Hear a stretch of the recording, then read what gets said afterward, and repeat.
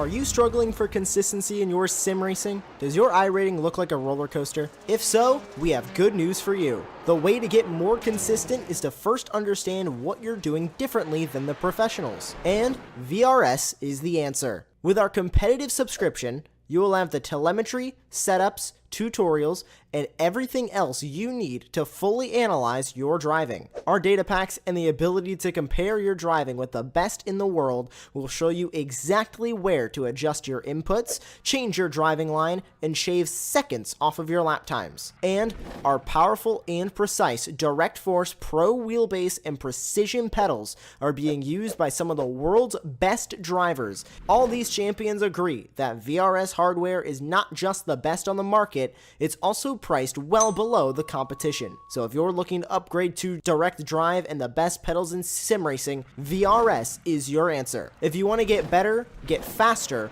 and make it happen sooner rather than later, you owe it to yourself to find out why so many people are switching to VRS. You'll be so glad that you did. Visit www.virtualracingschool.com and learn why the best use VRS.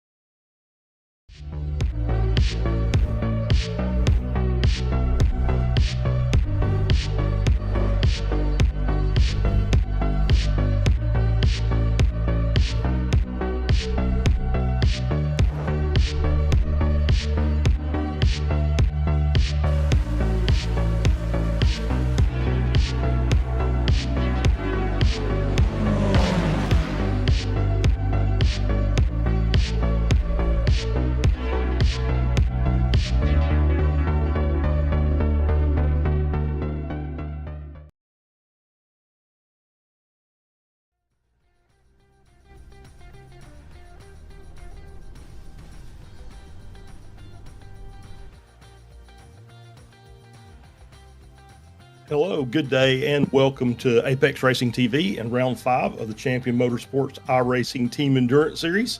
Today's race is being held at one of the most iconic tracks in the world, Japan's beautiful Suzuka International Racecourse. Along with Samuel Kumo in our virtual production truck, I am Charles Beauchel flying solo today, and we will be bringing you all the sights and sounds for this event. 4 hours of side-by-side racing in this tight and twisting Suzuka course. And we're going to look forward to this event on this 5.8 kilometer, 3.6 mile track. First thing I think we should probably discuss is weather. As you see, we got a little bit of fog on the track today, but no rain projected, which is probably a really good thing because this is going to be a very difficult track for these drivers to try and navigate. Obviously, Suzuka, very, very technical course. And we are in the highest category of cars is most power. And it's going to be very difficult for these drivers to navigate lap traffic.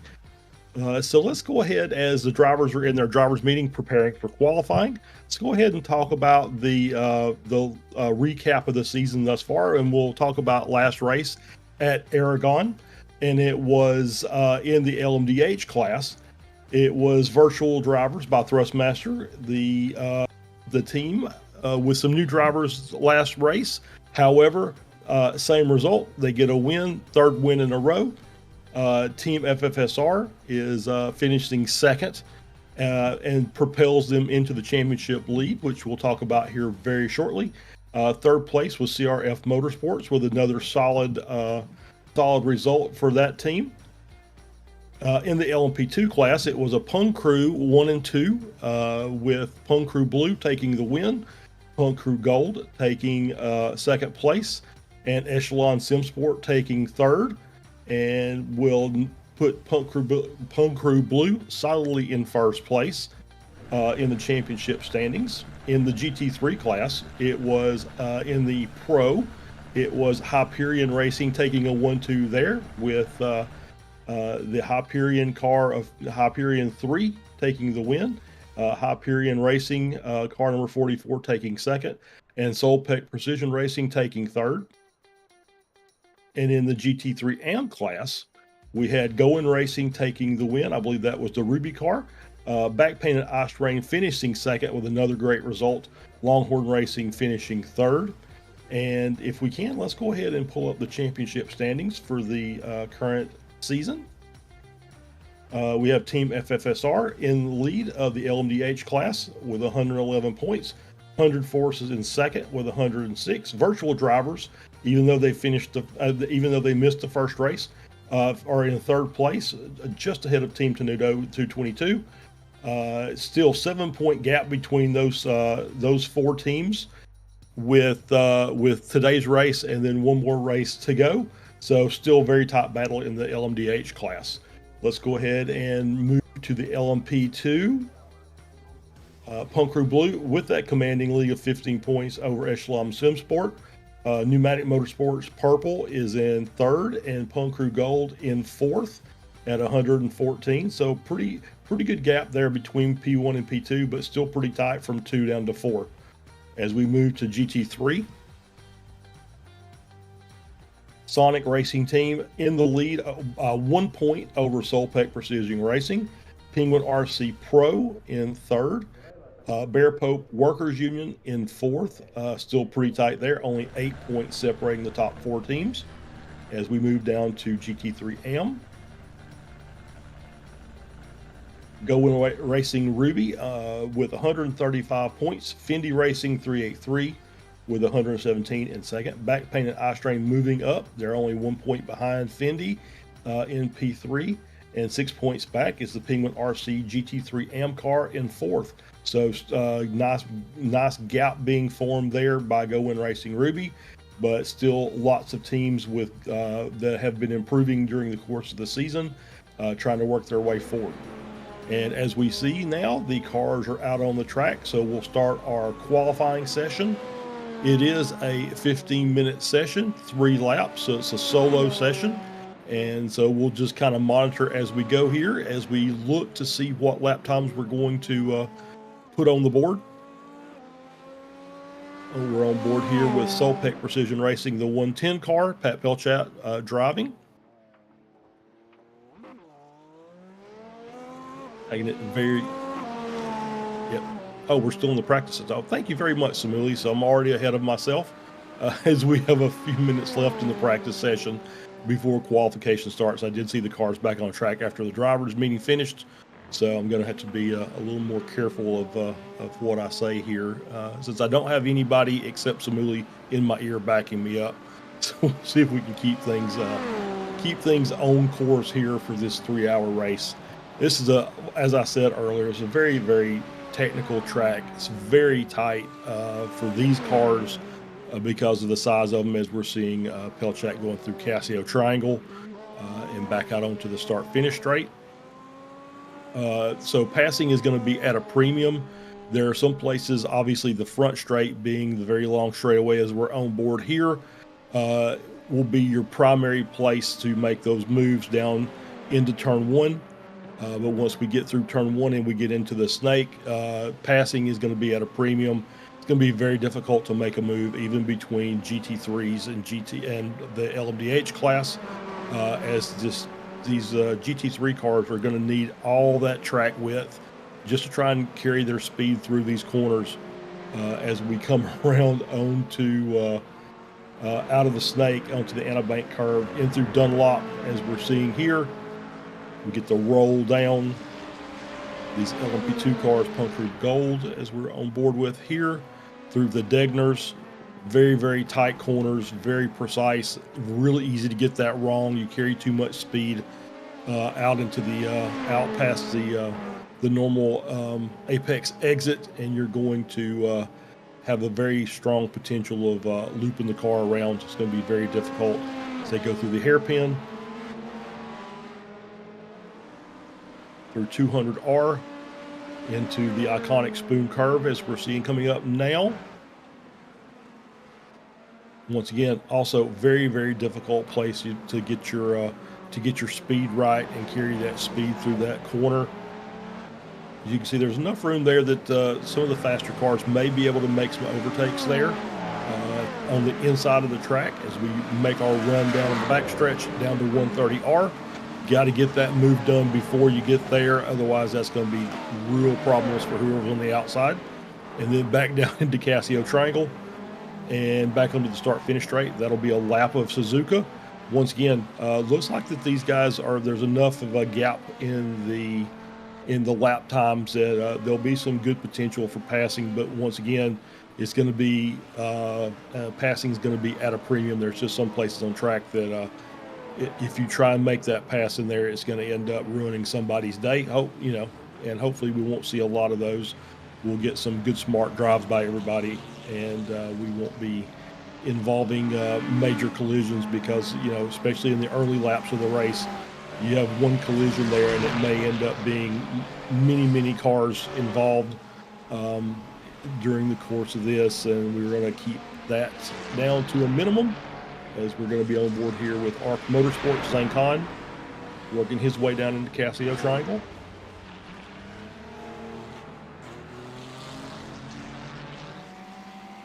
As I'm looking through the results here, yeah, we've got about a 6-second gap between the LMDH class and the top of the LMP2 class. So nice gap in pace there. And then another 8 seconds from the back of the LMP2 class to the beginning of the GT3s.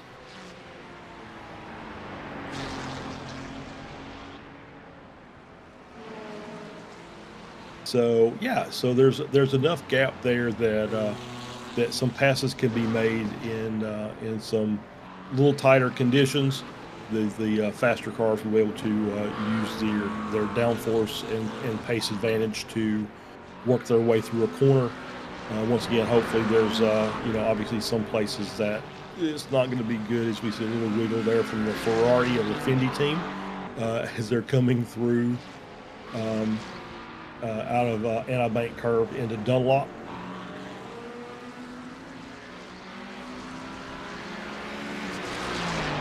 So we run down into the hairpin. Be good opportunities for passes here, especially multi-class. Be good, also good challenge points there for inter-class battles. So we'll see hopefully some nice moves made by some of the GT3s and LMP2s there in that section of track. It's one of those that you can outbrake the car in front and have a potential for making an overtake without potentially screwing up anybody else during the course of that.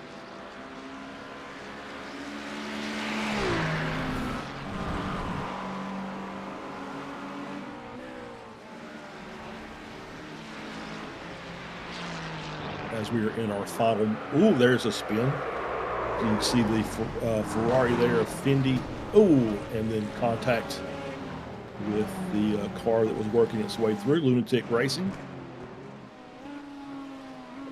So we're in our last minute of the practice session.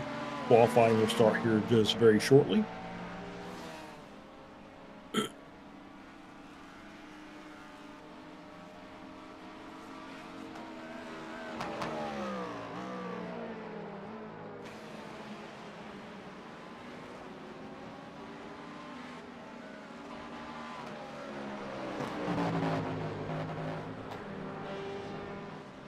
Board here with the German Pit Bulls team. Their Cadillac as they're working their way through.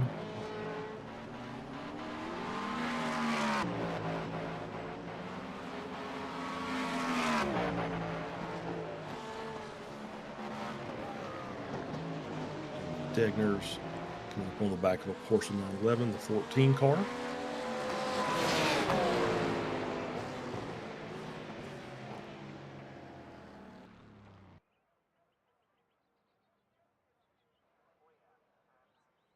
All right, and practice is done. We'll start our qualifying session up. Once again, 3 laps, 15 minutes to serve those 3 laps, and so we'll have a brief time here. We'll just allow you to watch the cars on the track, and as the times come up, we'll start giving those out and let you know where your favorite team is situated. As we're on board here with Nick McLaughlin, Solpeck on his out lap. And they'll do their best to get their tires as warm as they can. on this out lap so they can go great hot lap on their first one. I'm assuming that's the strategy. You want to try and get at least, maybe a little bit slow on the first lap as they're setting maybe a banker lap, just to make sure they get a time in and they're not starting, at the very back of their field. And then the last couple of laps will be just as hard as you can go. So we'll, like I said, just take a little brief break here as the cars are on their out laps, and we'll come back around and we'll start giving out some qualification times.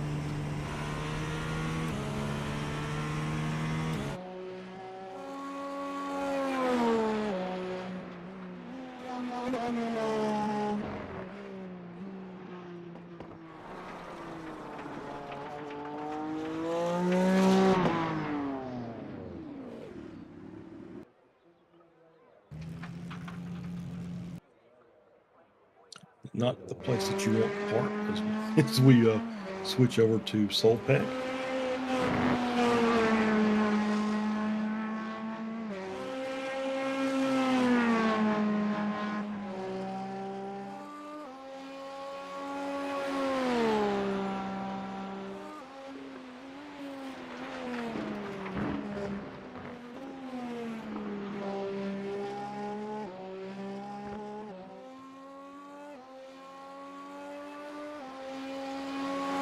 Racing 2 in their Acura, working their way around. I believe everybody should be. See if we can have people that are on their hot laps, or if we're still just in the build stage here. Here we go. And we've got some times coming in. CRF Motorsports with the early pole position, quickly dropped by Hyperion Racing 2, the 944 car we're on board with here. So it's a nice time, 142.5. I believe that pace is going to build as we're going through. So I think you'll see that time drop another second or so before we're all said and done. We see Punk Crew Blue now taking pole for LMP2. Hyperion Racing taking the pole for GT3 Pro thus far. And Go Win Racing Ruby in the GT3M. Mercedes with a 2-minute .3. Got Haddock on board here with Punk Crew Blue. 151.1 start time. Quite a bit faster than the other two who have set times thus far. So it looks like they'll be building for a little more pace as well.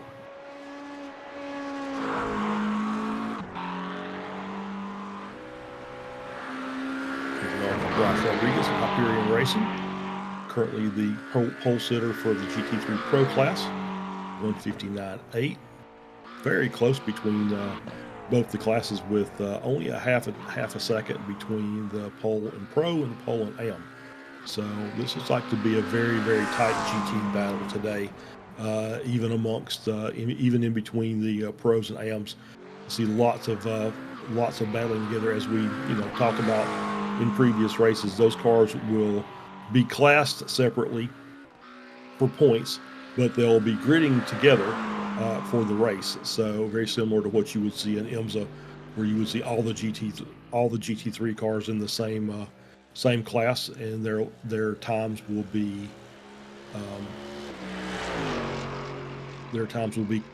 mixed together. So Go In Racing Ruby actually is sitting in P6 overall. So they'll be outside row 3 when the cars grid.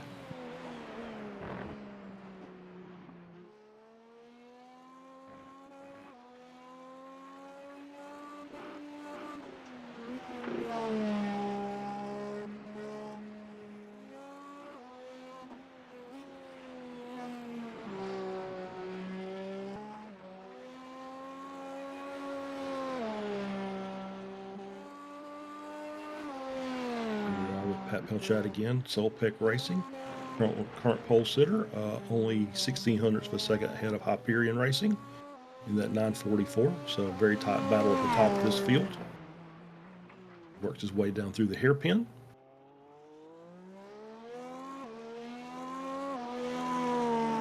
Just from my general knowledge of the LMDH class, I think that the Acuras are going to have a bit of an advantage.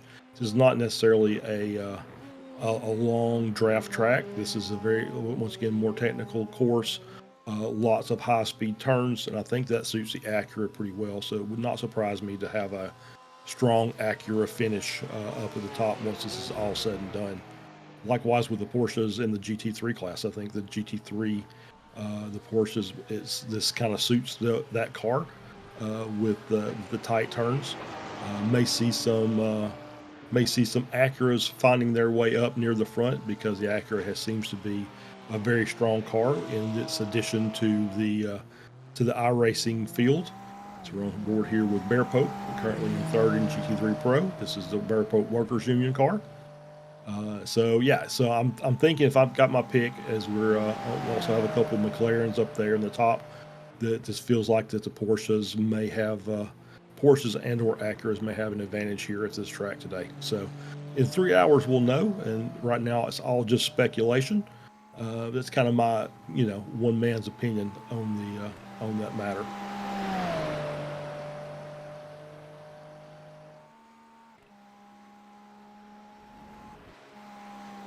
And thanks to Samuli for some information. 2 Porsche cars in the GT3 Pro field. That is the Solpec car, which is on pole, and PCA Sim Racing, who is currently running in P11. We're looking down the grid here. We've got an Acura in third. Got the 322 car running in the Acura. He's down in P12 overall in the class. As we're on board here with Punk Crew White in the Ferrari. That's not quite the right line through that set of corners. That's the Degners, and that's going to be one of those that you're going to have to be very careful of. As I said, the Degners are probably the most dangerous corners on this track, just because of the way you have to enter them. It's a very high speed double right-hander, so you have to be very careful on those entry points and how much speed you're carrying, because it's very easy to just catch yourself out, get too far offline, and you're going to make for a bad day for yourself and for others possibly. So that's one of those that he'll get a reset. If that wasn't his last lap, he might get a chance to get back out and get one more crack at that.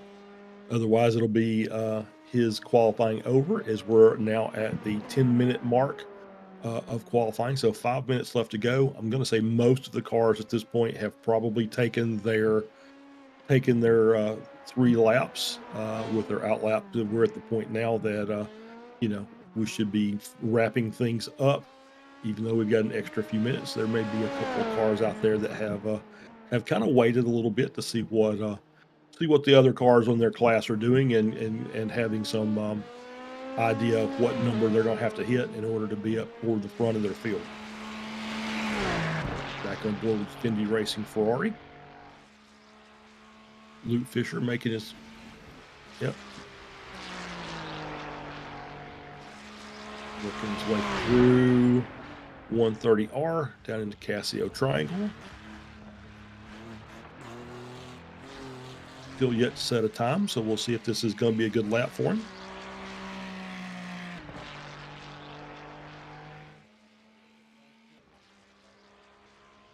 And it was no time on the board, so he had apparently had an off track there during the course of that to invalidate his lap. So he's got hopefully he's got another chance at it. We do have a few cars that have not set times. That Luke Fisher in that car has is the only GT car that has GT3. As we see FFSR Ludovic Ortiz with a spin.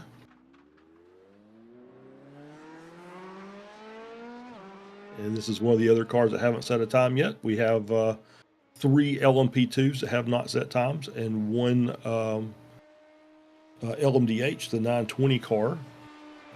Cadillac, Jamie Hopper on board, has not managed to set a time yet. We see Mowbray over with a spin as well. He's one of the other cars. Have yet to set a qualifying time, so we may have. We have a few cars that are going to end up starting in the back. And here was Casey O'Brien, the 178. He does have a time on the board, and his last lap moves him up to P8 in the GT3 AMs in his Ferrari. Peter Sikdar in RD Sim Sport 2 up to P4. Half a second back.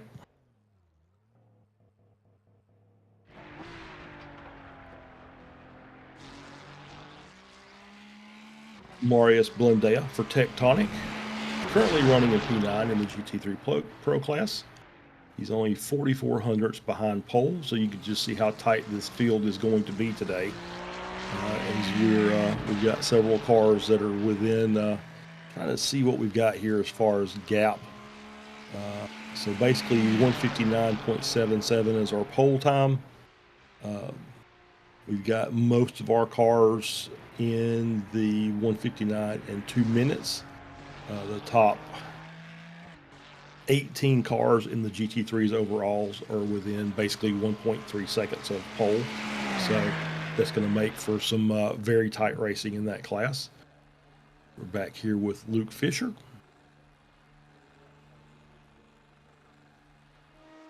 Still has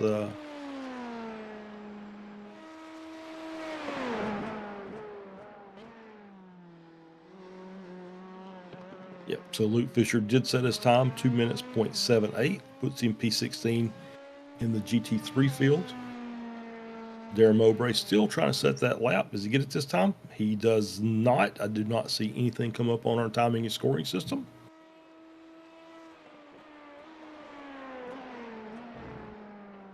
So we've got still the the LMDH car of the Jamie Hopper, the 920. Has not yet set a time. And then the 3 cars, the 17 car on board here, Sim HQ has not set a time. Ian Henneberry in the 333 LMP2 has not set a time. And Ludovic Ortiz in the LMP2, the number 94 car, has yet to set a time. So those cars will be starting at the back of their class, not at the back of the field, just at the back of their class.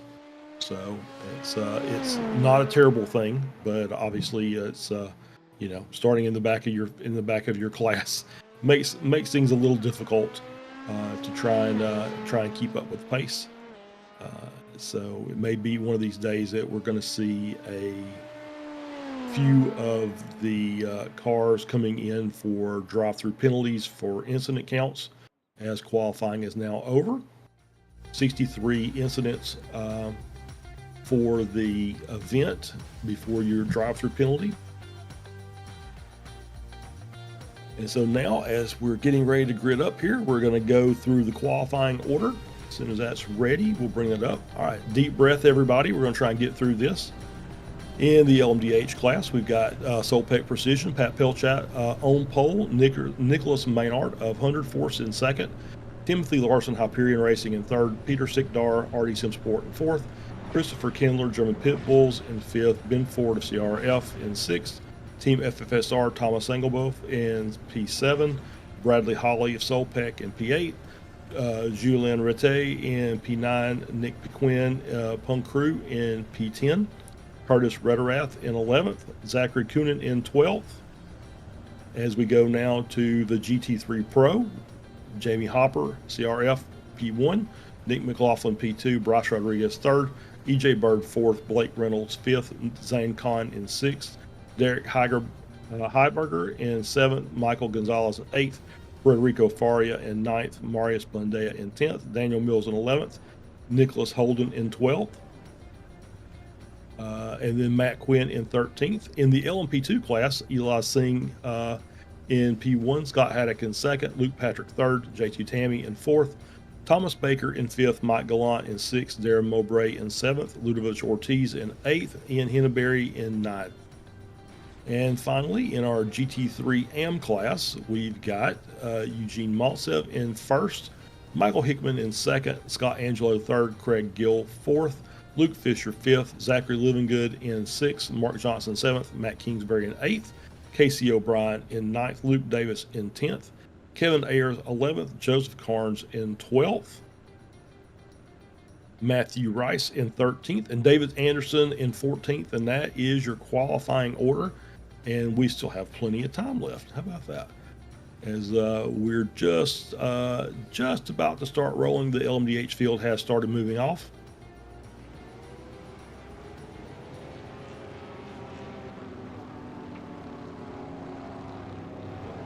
Take a nice swig of water there as we get ready to start this race behind the iRacing pace car.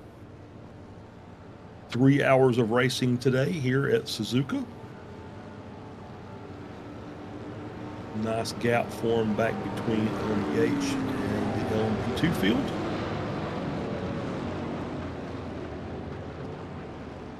Give themselves plenty of room to race their class before we get into the high stakes drama of lap traffic in navigating some of the slower class cars. Just the LMP2's off in the distance there. A little bit foggy today, so we'll have to keep the cameras a little tight. I don't think blimp's going to work very well, but that is all we're expecting. No rain expected in the forecast, at least that I saw. Yep, still 0% chance of precipitation, so we'll just fog only. So it'll make the visibility a little tough, but that'll keep the track nice and dry, and hopefully we'll have 3 hours of great battles on track. We're coming down. Pace car is off.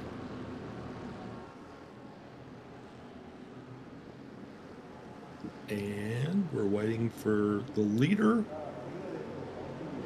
And there he goes. And the race is underway. Solpec with a good jump, taking over in front of 100 Force. A battle back between RD and Hyperion Racing in that P3 position. Coming into the snake here. Hyperion just take the 3rd position. RD in 4th. You have a couple of cars in the back have made up a spot as we're on board here for the LMP2 start. Side by side there in turn 1. Weiss gets in the line, and so we're going to straight, nose to tail for the beginning of this race. Probably a smart idea. As see the GT3 cars getting their start in the back as they're working their way out of turn 1 into the snake as well. Pretty straightforward. Don't see any drama so far. Oh, we do have a car off, and that's Craig Gill in the 323 car. Also, Zachary Livingood in the back painted ice rain car. Oh, one of the championship leaders, and it's gonna be a rough lap around as he's missing his wing on that Ford Mustang. In order to get back around, he's gonna have to be very, very careful. The downforce is pretty much non-existent at this point. We're on board here with Zachary Coonan.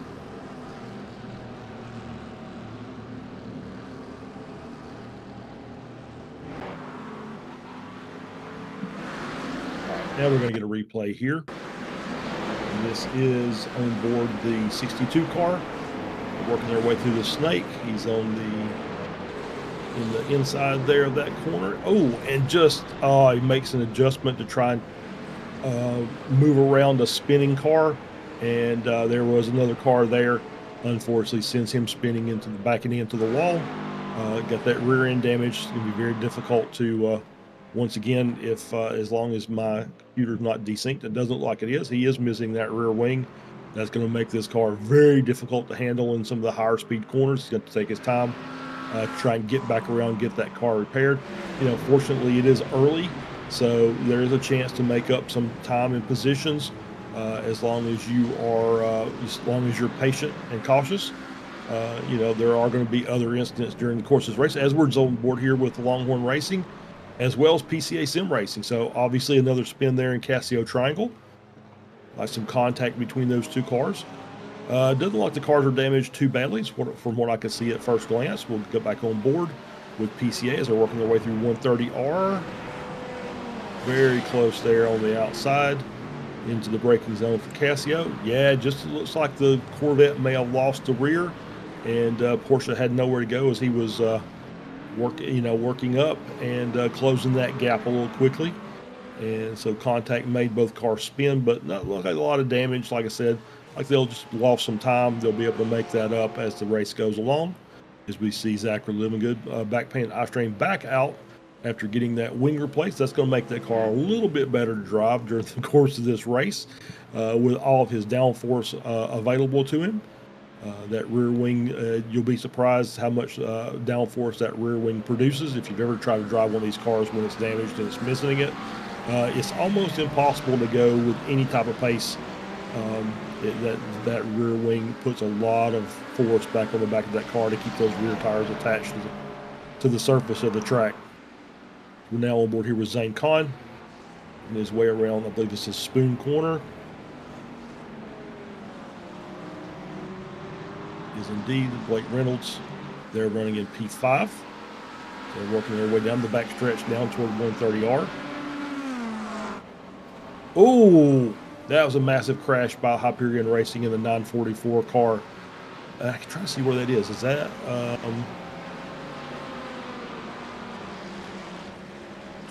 that may be the Dunlop curve, maybe where that was. I believe that's correct.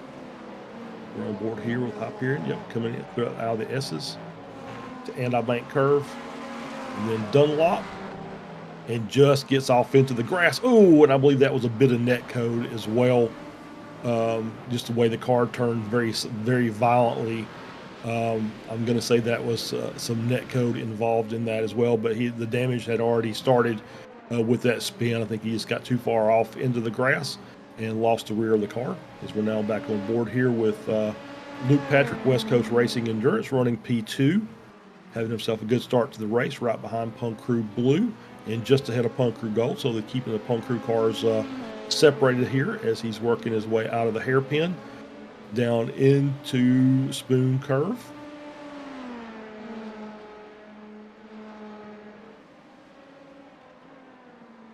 Back on board here with Eli Singh and Punk Crew Gold.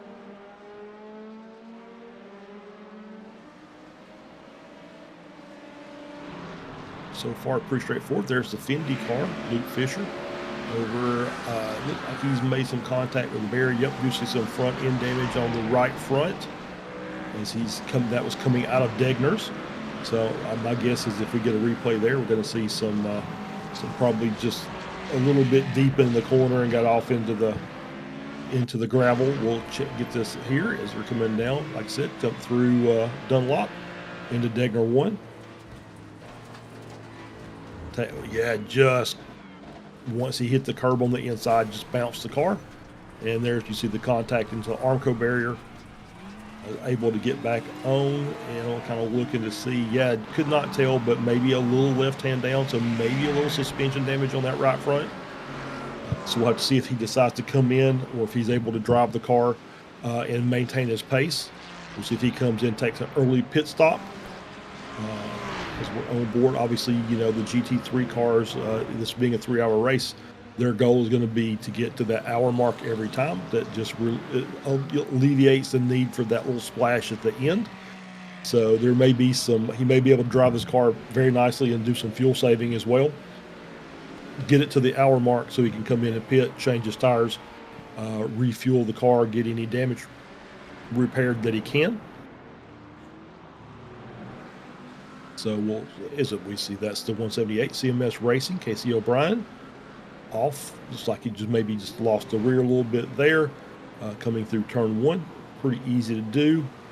You can kind of get behind on your braking and turning into 1, and you end up with a little half spin, as we saw with O'Brien there. But looks like no damage, able to return to the race. So we're already seeing the leaders of Solpeck and 100 Force working their way through the back of the GT field. So we're already with lap 5. We're already navigating lap traffic.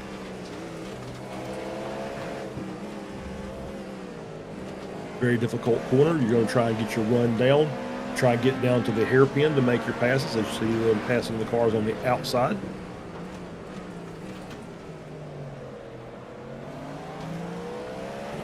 This will be a good look to see what lines these LMDH cars are having to take to get past the GT3 cars. A lot of outside moves. They're going to be on the inside for spoon. So we're trying to get that little move made there without affecting the GT3 very much. Just kept him off the apex a little bit. Then carry that speed through spoon curve. And then the run down the back stretch to 130R. You want to try and get this done before you get there, and he has successfully. You see him just kind of blip the throttle a little bit there, just trying to carry as much speed as he can, keep his speed going. And through Casio, very well done. Yeah, so far so good. Looks like that the LMDH cars are doing a pretty good job of not having to worry about giving the GTs a lot of damage. It looks like there's plenty of room. Oh no, that's Punkrood Gold around. Contact made with the 17 car as the 17 comes up into the hairpin. Obviously pretty blind once you go around that corner. That is Sim HQ. So a little bit of front end damage for him. He'll probably have to get that fixed at his first pit stop. So we're on board with Sim HQ. It probably is going to see a lot of nothing and then a big car right in front of you. As we see Punkroot. Yeah, there he is. Oh, yep. And yep. Don't know if he was looking as far down the track probably as he needed to. He's probably a little fixated on the cars in front. So yeah, but it happens sometimes. It happens to the best of us that we get focused in on one point. We're not really looking at our peripherals. And contact made, not substantial contact, but enough contact that it did a little bit of damage to the front of both cars. On board here with Ben Ford of CRF. They're working their way through this lap traffic of the GT3 field.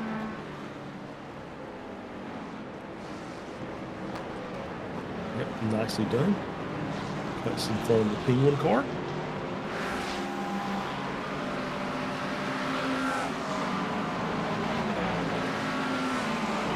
Just as a bit of reference, as these cars are now barreling down through 130R, the LMP2 class has just came out of the snake and they're heading down toward Begners. So there's still a few laps yet before the LMDH cars make it to the back of the LMP2. As we see a car off there, that was Zachary Coonan of Pneumatic Motorsport, P10 in the LMDH. And that looks like some pretty substantial damage to the front of the car. See if he's going to be able to carry on or if he's going to have to come into his pits. He is coming into the pits to get that damage fixed. So I'm going to say that's at least some suspension damage as we see a couple other GT3s come in behind them. It's like somebody was missing the front end of their car. It might have been a Corvette. Couldn't really tell as we're on board here with Zachary Coonan. We'll see if we see any more of this incident here as he's working his way through 130. That is a Corvette in front of him. Works his way down. Yeah, just braking way too late. Just not anticipating the cars that were in front much slower as they're going through that Casio triangle side by side, and just a little bit late on the brakes. Obviously, I'm not here to steward the race. So we'll leave it at that. And he is back out on the track. Pelchat still leading overall in the LMBH field and overall in the race itself. He's working his way down through into 130R. Generally speaking, we'll see these GTPs as they make their second run through the GT3 field. I'm sorry, the LMDH cars. As they make their way through the GT3 field. It's generally about the same time that the LMP2s are making their way through the GT3 field for the first time. We'll see if that stands pat as it goes, but that's generally what happens, just by the nature of how these cars are, how much speed they make and where they make it. That just generally ends up being, the first time through it's the LMDH cars through the GT3s. Second time through it's everybody being mixed together. So we'll keep a lookout for that as we're on board still with the overall race leader. Got himself a nice 5.8 second gap over RD Sim Sport in P2. 100 Force in third. 6.6 is just a second behind P2 RD. Having themselves a great race start so far. They are up, I believe, 2 positions. That is, yep, they're up 2 spots since the beginning of the race, and he has the fastest lap thus far.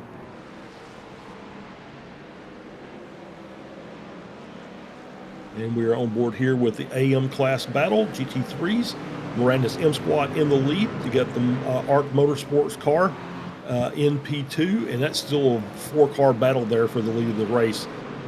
So we've got Ford Mustang, Mercedes GT3, Ford Mustang, and then the Acura, Bear Pope running in third. And I think actually that second Ford Mustang is actually one of the pro cars. That is Goodwin Racing Ruby, the 80 car in Mercedes directly in front of it's Bear Pope Enduro. Okay, there's where it was. So we got actually, yeah. So the top 3 cars there are the GT3 AM top 3, and that Bear Pope Workers Enduro is actually one of the GT3 Pro cars. Nicholas Maynard there for 100 Force. Off the track is now rejoined. Running now in P5. That dropped 3 positions since the start of the race. Looks like he may be struggling just a bit, trying to keep the car underneath him.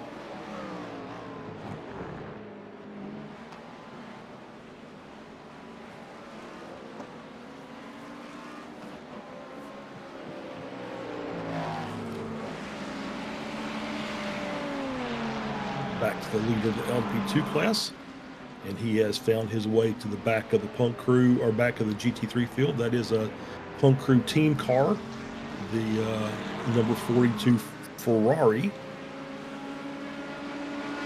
driven by Michael Hickman. Works his way around very cautiously, but gets the move done. He's got a 2.3 second gap over West Coast Racing, with another 2.3 back to P3 of Pneumatic Motorsports Purple.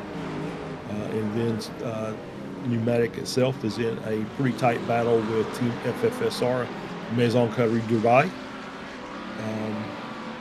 That's the best French I could come up with, so very sorry about that. We're on board here. Still only a 0.3 second gap. That's a very tight battle still as they're working their way through the GT3 field. He wants to get that move done. Yep, Team FFSR, they want to get that move made. They don't want to have any GT3 cars between himself and the car in front. So he's going to try and make that move and follow the lead car in. Oh, actually, he's going to make that move and try and make a move for that position. And actually pins the car behind the Punk Crew car and gets that move made. Great opportunity there. Great move by Ortiz to move up to P3. It was a very tight battle. There was a little bit of contact, nothing just out of the way, but very strategic place to make that move, knowing he had the car in front. He was able to lunge in and keep that car pinned behind the GT3 car and was able to make the pass. And so now the 24 car Pneumatic will be looking to get that position back.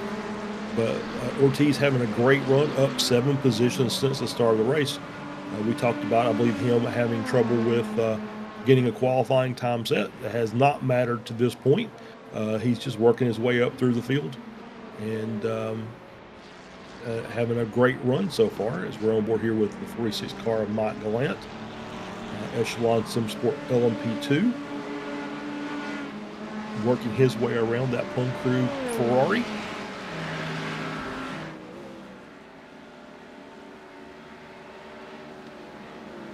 See on board here with Mark Johnson, Longhorn Racing Carbon, up to P2, making that move past Go Win Racing Ruby of Eugene Maltsev. They will take that position.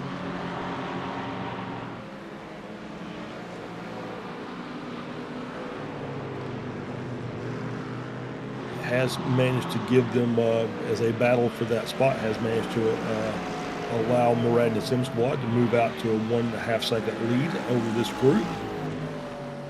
So now it's time for them to stay in line and see if they can make up that gap. It was a pretty tight battle up to that move for position. As we see another car off, that's JT Tammy and Pneumatic Motorsports, LMP2.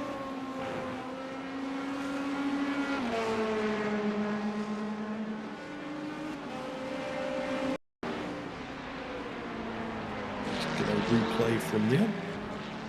Yep. Oh, that was the attempt at a little bit of what you see is what you get there from Tammy. He saw Ortiz kind of stuck behind a GT3 car. He was going to make his move and contact made, so we'll let the stewards sort that one out if there needs to be a penalty involved, but it does look like it was very similar to what we saw earlier with Ortiz getting that move done, and Tammy not so much. There's contact made between himself and Ortiz. So if we see any, obviously, if there's any penalties involved, you'll see those pop up on your screen, and we'll try and call them out as we can. Ross Rodriguez here in Hyperion Racing 3, currently leading GT3 Pro. Art Motorsports just behind him, only a quarter of a second, and you can see it on the screen. The battle of the McLaren versus Ferrari. Zane Khan in that 26 Ferrari. Staying with him. Looks like there's a little bit of a gap for me, but it seems like the Ferrari does a little better in a couple of sections of track that allows Khan to keep it close. As you see the gap starting to come down a little bit more as they get down the straightaway. Hard on the brakes into the hairpin. Working their way through 200R.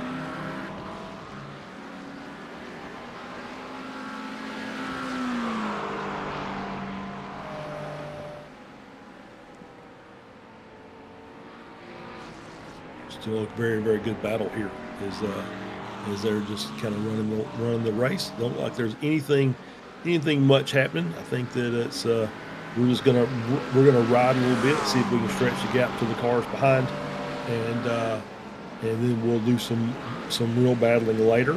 Obviously, if there's an opportunity where Hyperion makes a mistake, you can rest assured that ARC will try and take advantage of that. But not really pushing his luck at this point. I did see, I believe, some lapping traffic behind them. So you'll have to be very aware of that, as it looks like that all the cars now are kind of intermixed and mingled between all the classes. As we've got both. So I'm just listening in with my eagle-eye producer Samuli, saying that Go Win's dropped down is starting to drop behind that Longhorn Racing car. Is gained a second, so the gap is now 3 seconds between Moragnus and Go Win Racing Ruby. Don't see any damage on the car, so not sure if it may just be, as we see LMP2 traffic working its way through, as well as GTPs. That's very close there between them and the RD Sim Sport car.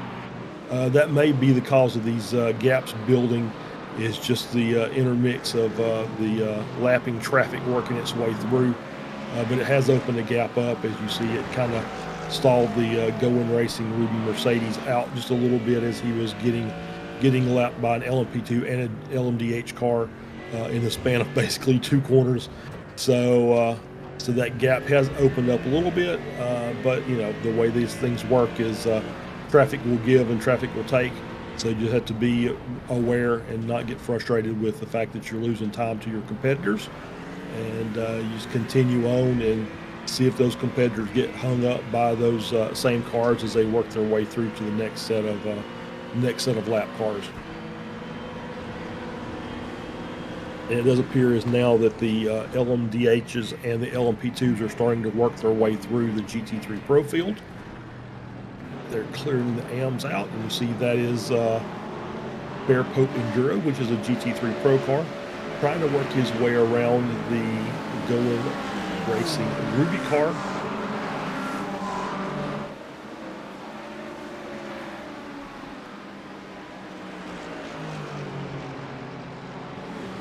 As we said, oh, that was close between the Bear Pope car and the passing car. I believe that was 100 force. Is that right? No. Yep, it was 100 force. Okay. As he was working his way through, you could kind of see the mix between the GT3 Pros and the GT3 AMs. We said they grid together, so they're kind of mixed in amongst each other.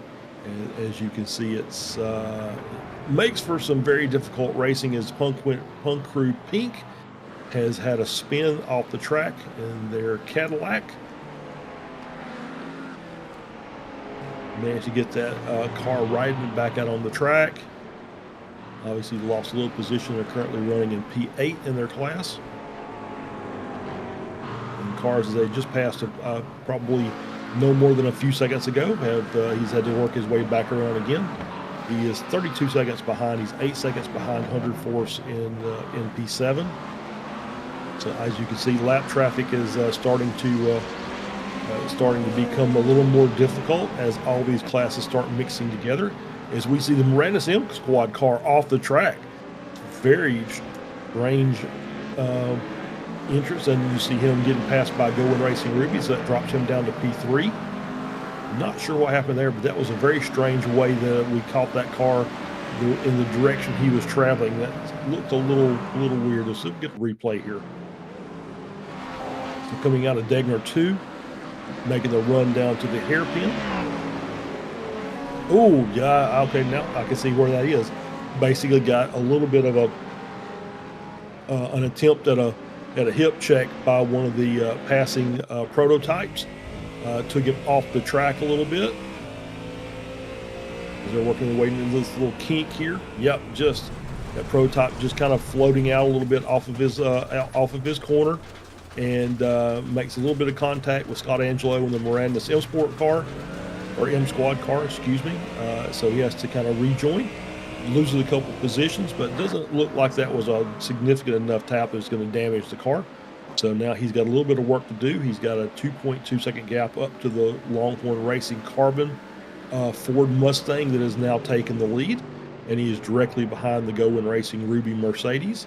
We'll see just what kind of pace that Mustang has in comparison to the Merc, as he had pulled out a nice lead due to some lap traffic as well as his overall pace. So we'll see if the pace is going to win out again, and he's able to make a move around Going Racing and take that spot.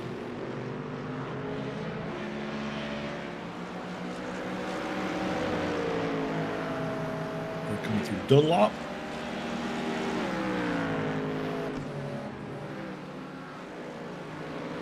Good entry there in the Degner 1.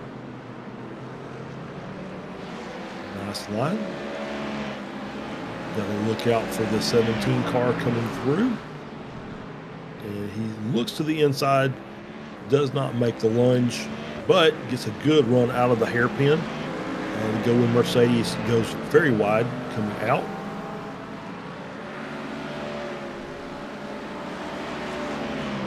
As we see some lap traffic, we've got an LP2 and as well as the Cadillac. I believe that's the Punk Crew car. Oh, that's a destroyed car. That is West Coast Racing, who was running, I believe, second place in that. As we see the first decision made, Punk Crew Pink avoidable contact.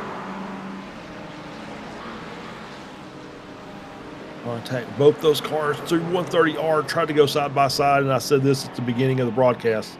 You can't go side by side through 130R. It's going to be trouble for the car on the outside, and that's exactly what happened. Luke Patrick getting dealt the death blow there out of 130R into the barrier, completely destroyed rear end of that LMP2 car, drops him all the way down to the back of the field. He's towed, and so he's going to have his work cut out for him for the rest of this race. We see Ortiz working his way through. Oh, very deep there through Degner 1. Gets it kind of caught up in the Degner 2, got back in control. Very, very, very difficult lunge. I said 3 varies there, so it must have been bad. As Ortiz manages to keep the car going in the proper direction. It looked a little late. Probably not the place that you want to make that move, but he's got a 6-second gap he feels like he needs to make up in a pretty short order. So he's going to try and do that up to Punk Crew Blue.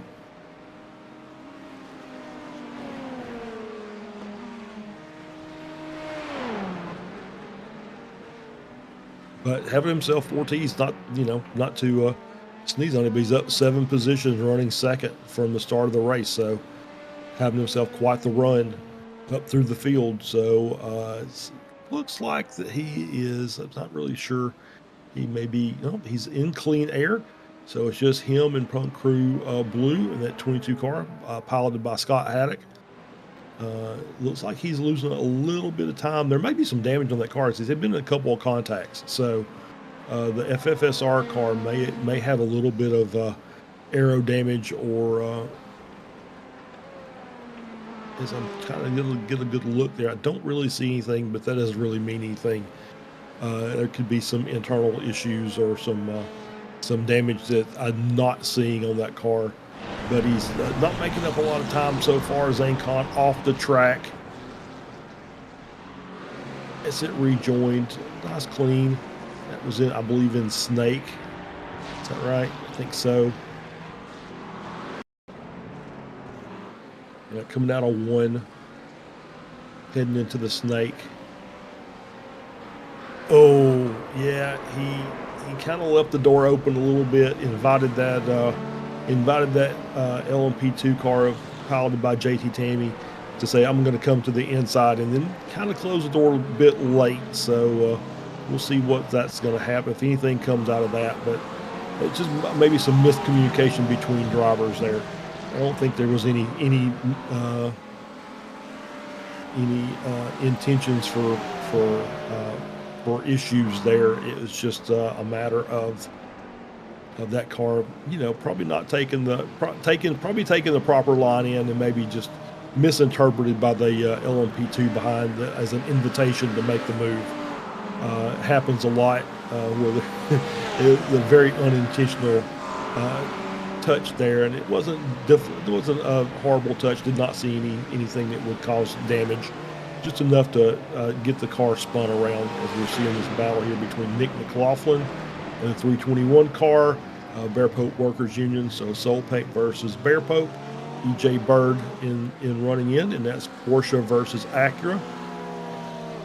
As we see the Solpec car working his way through to put those cars a lap down. Obviously, that's not their battle. Their battle is between themselves. Solpec is just trying to go out and run his race. He's got an 11-second gap.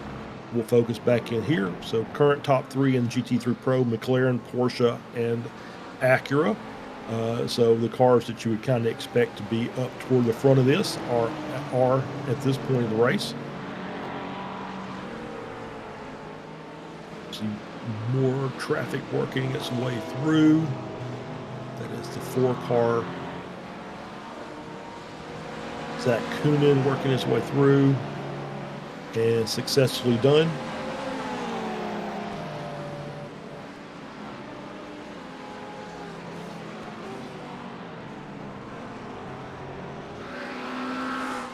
There's also the 17 car, Darren Mowbray, has made those passes successfully and safely.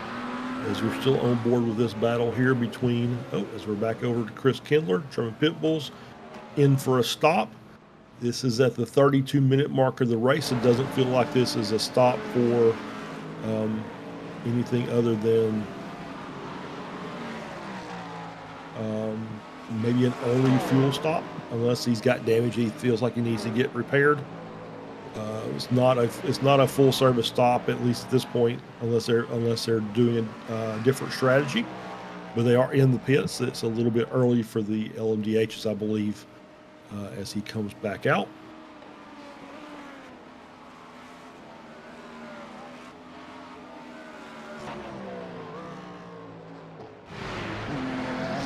Oh, and that is Solpek slow. That is coming out of 130R and will run down to, let's see here, 130R.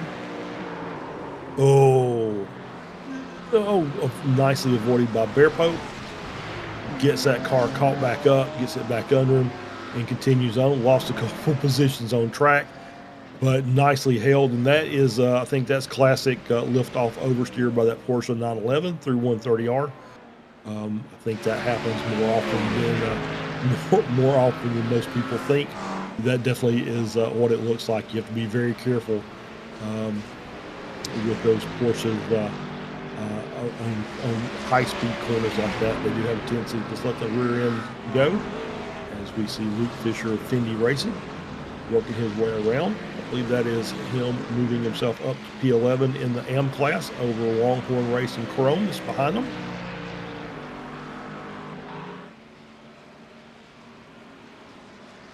Having themselves, they're still out there running. They're 30 seconds behind, so they're losing, a second a lap on average.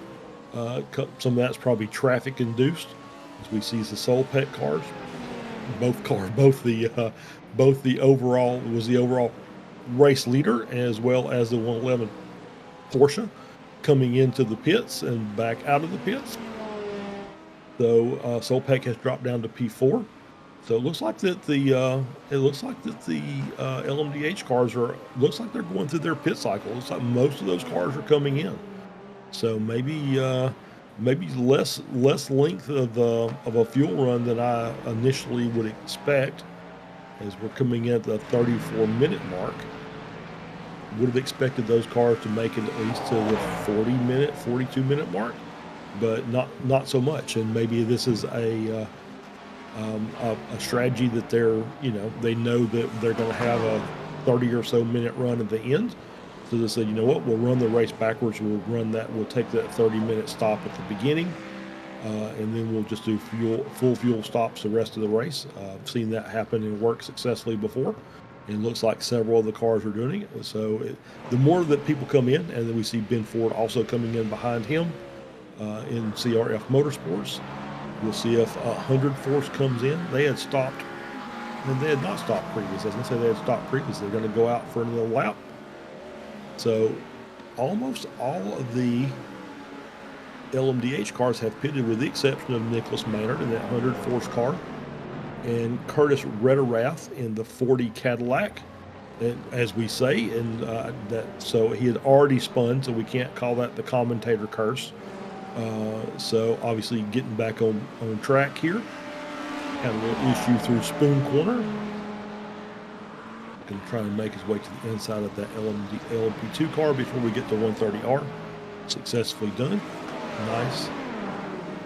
Wouldn't have surprised me for him to spin again. When you spin with these cars, it takes a bit to get the extra heat out. You're kind of running around on very, very hot tires, and it doesn't have quite the grip, but he's coming in as well. So the only car in the LMDH class that has not pitted is that 100 Force 117.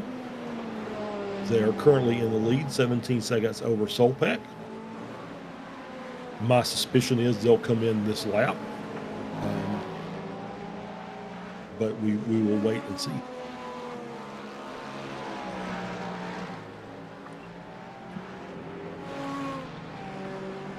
Working his way out of Spoon down the backstretch.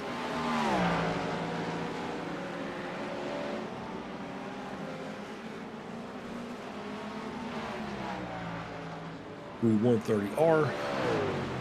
Heavy on the brakes in the Casio triangle.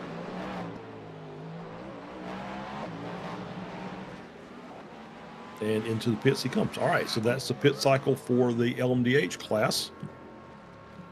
Generally speaking, the LMP2s will come in around the 40-minute mark, so we'll see if that's going to hold form. The GT3s, obviously, we spoke about earlier, probably around the 1 hour mark is where everybody wants to try and get that GT3 car to make this an even race of 2 pit stops.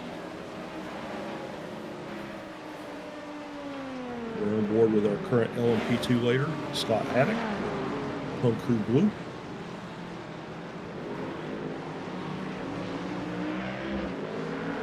Wow.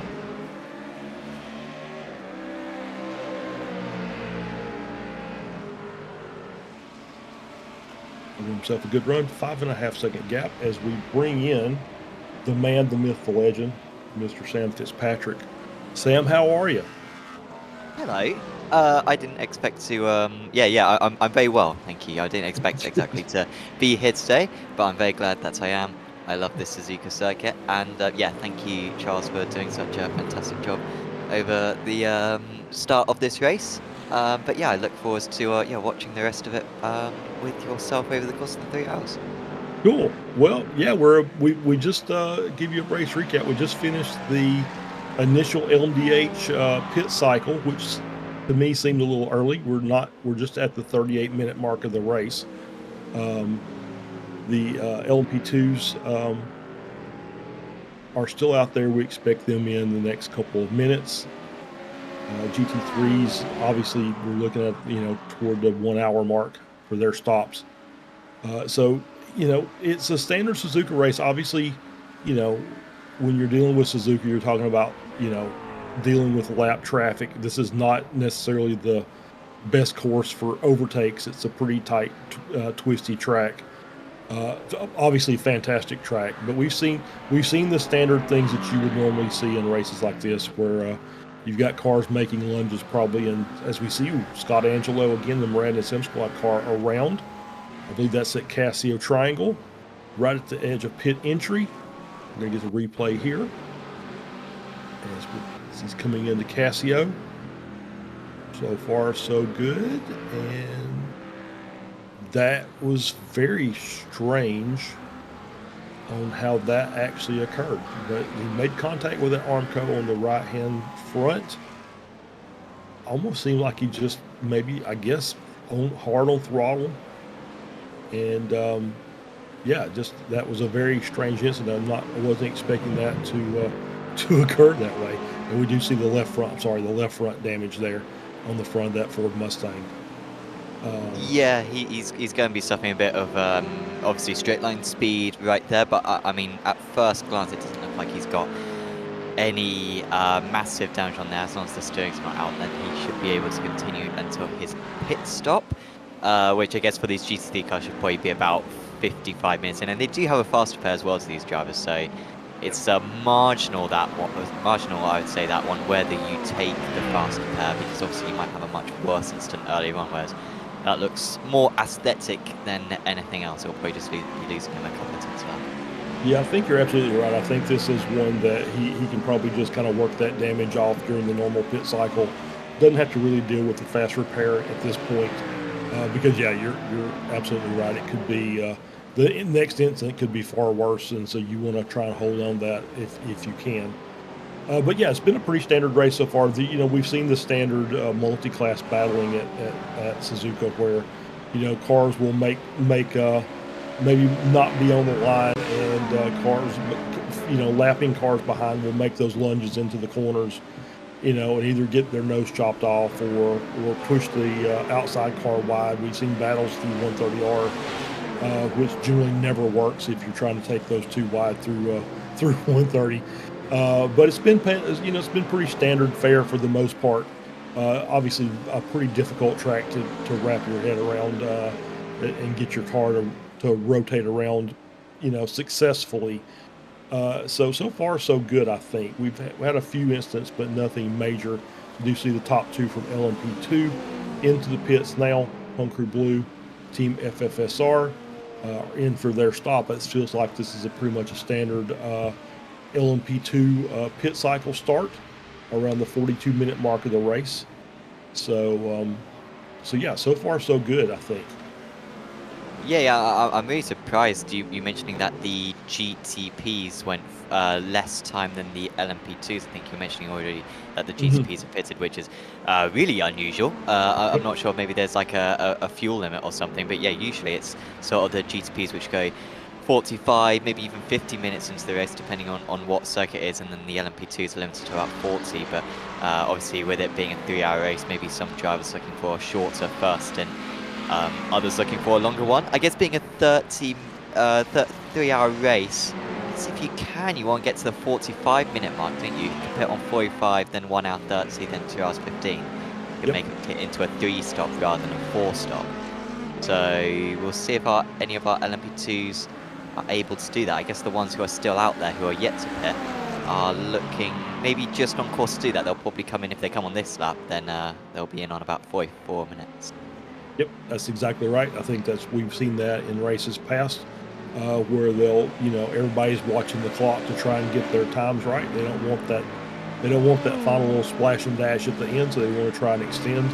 But yeah, once again, if the rule changed, I think for every other race that I've been a part of, the LMDHs were always running longer fuel runs than the LMP2. So it is a bit of a change for them to come in so early, as we're on board here with Echelon Synsport and Bearpoat Pro Tipo as they come in for their stop. So they're at the 43.50 mark. So we see several. We've got 3 cars coming in. Also Eli Singh in the 13 car. We've got JT Tammy staying out. So he's going to go for that extra lap. That should put him in good stead for that 45-minute mark.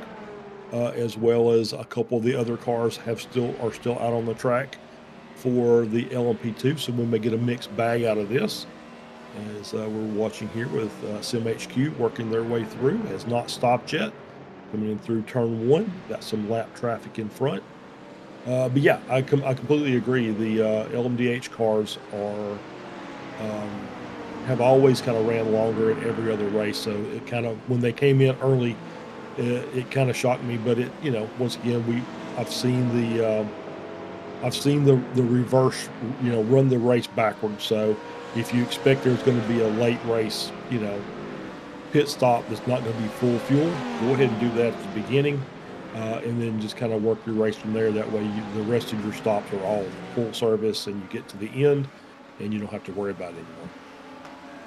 Yeah, and sometimes the teams will be taking into account sort of the weather, the conditions, whether it's going to get colder or warmer. I mean, if it's getting colder later on in the race, that's when you maybe want to like a longer stint. Whereas if it's warmer at the start, then you maybe want to get it over and done with. I don't think the track conditions are too bad right now. You can see they're 73 degrees Fahrenheit, so not too far above the sort of the minimum in iRacing, which is about 66, 65 Fahrenheit. I'm seeing no rain on the forecast. I'm sure you've already said that before. But yeah, no rain for today, which at least in the small sample size I have of this circuit. I mean, I've run events around this circuit, and it is quite a wet race. This, at least according to the iRacing forecast. I think out of the 3 or 4 races we've broadcast, I think 2 of them have been fully wet. And even one of them, I think, started raining like 5 minutes after the race ended. So the drivers are lucky. They should be grateful that they are avoiding the rain. If the admins are doing the random weather generator, I don't know if maybe they set it deliberately. But yeah, no rain for today. SimHQ Motorsports White in LMP2 are into the pits, where we're running on board with Hyperion Racing. And this is the battle for the podium, with Zane Khan, EJ Bird up ahead, and Bryce Rodriguez as well. But still, this top 4 separated by just 5 seconds, and Heiberger might be thinking of saving fuel. If there's no fuel limit in these GC3 cars, and I guess you've probably seen this in the past, Charles, will the drivers, you think, maybe try to do just a 2-stop, try to go to the hour and try to get away with a 2-stop, or do you think that's pushing it too far and they'll settle for a 3? I think in every race we've had, I think that most of the GT3s have tried to get to that 1 hour limit. They've tried to do some fuel saving during the course of their run to get to that 1 hour, so they don't have that stop at the end. And it has been a couple of drivers. We had a couple of drivers that were pushing, trying to push to that, just came up a lap or so short, have to come in the last 2 laps of the race to make that little splash and dash, and it's cost podiums. So I think, yeah, everybody's got that in their head that they want to try and get to that 1 hour. I think there's no real fuel restriction here, so they can run, and try and get there pretty successfully. I've seen, cars make it a lap or two beyond that. So it is absolutely possible to do in the GT3 cars. But there's obviously math and work involved in getting all that to work. Oh, as we see the 14 car off again, PCA Sim Racing. Ooh, that was quite a bad hit, isn't it? It'll be into the tyres, so it's not going to be quite as bad as if it was into the Armco. iRacing will be a bit more gentle on that one. But yeah, that's a big crash he's had at 130R. Did he hit the outside? No, he lost it mid-corner. I think that's a very common Porsche thing. I'm not too familiar when it comes to driving these cars, but certainly David Sampson does a lot of... oh, and then he spun again. That's probably not because of the damage, honestly. I think that's probably because of the overheated tyres after the slide before. Yeah, well, the heated tires plus the curb. Yeah, that's the second Porsche we've seen with the good old Porsche liftoff oversteer issue, which catches out those cars periodically. And 130R is the prime suspect for this track for that to occur. And I'm surprised we haven't seen it yet in the Degnar section as he's coming through that now. But yeah, 130R is, for those high speed corners where you have to do a little bit of lifting. It's very much like, I would say, Blanchimont at Spa, where you'll see the rear end of that Porsche get very, very light as they kind of lift off just a little bit, let the car breathe, and then the next thing you know, you're backwards headed into the wall. So yeah, that's, like I said, that's the second time we've seen it early on in this race. And probably won't be the last. It just that's the downside to the Porsche. As nimble as it is, that's the one kind of deficit that it carries. Yeah, absolutely. Looking at our top runners in the GT3s, we've got a McLaren, we've got an Acura, and we've got a Ferrari on the overall podium, and then we've got a Ford leading the AMS. So it is pretty mixed, and even a Mercedes is third in the AMS. So really good that there's a decent mix of cars out here. And here is the Longhorn Racing carbon car leading by 7.6 seconds. They are 9th out of the overall GT3s, and Mark Johnson a little bit by himself, actually. He's 14 seconds behind the next pro ahead, but they're 7 seconds ahead of the next pro behind, and then it comes to second place amateur of Matt Kingsbury for Penguin RC. As that is a move for Michael Hickman past Matt Quinn. And that is for, well, that's actually not for position in class, but that's an amateur GT3 passing a pro GT3. Yeah, and that's the pro that we just talked about earlier with the spin, PCA Sim Racing in that Porsche, as we see more prototypes working their way through. And this seems to be what has kind of split that GT3 pack. The lap times were really tight for qualifying, but the prototypes working their way through has really kind of spread the GT cars, as you could just see, taking that Fendi racing car, the pump crew car, all the way out of the track as he was working his way to the inside at Degnar 2, which it's probably happened before. That's just the first time I've noticed it, or we've seen it on camera. But yeah, that's Degnar 1 and 2 just seems like that's going to be the place where most of the accidents are going to happen, especially in those multi-class battles. Those are such tight corners, and they're very, very precise on your entry and exits, that any battles inside, if you're in a GT3 car, you got to be thinking, I think I just need to lift and let this car get through before I try it. If I lose a spot, I'll try and make it back up. but you don't want to go fighting through those corners.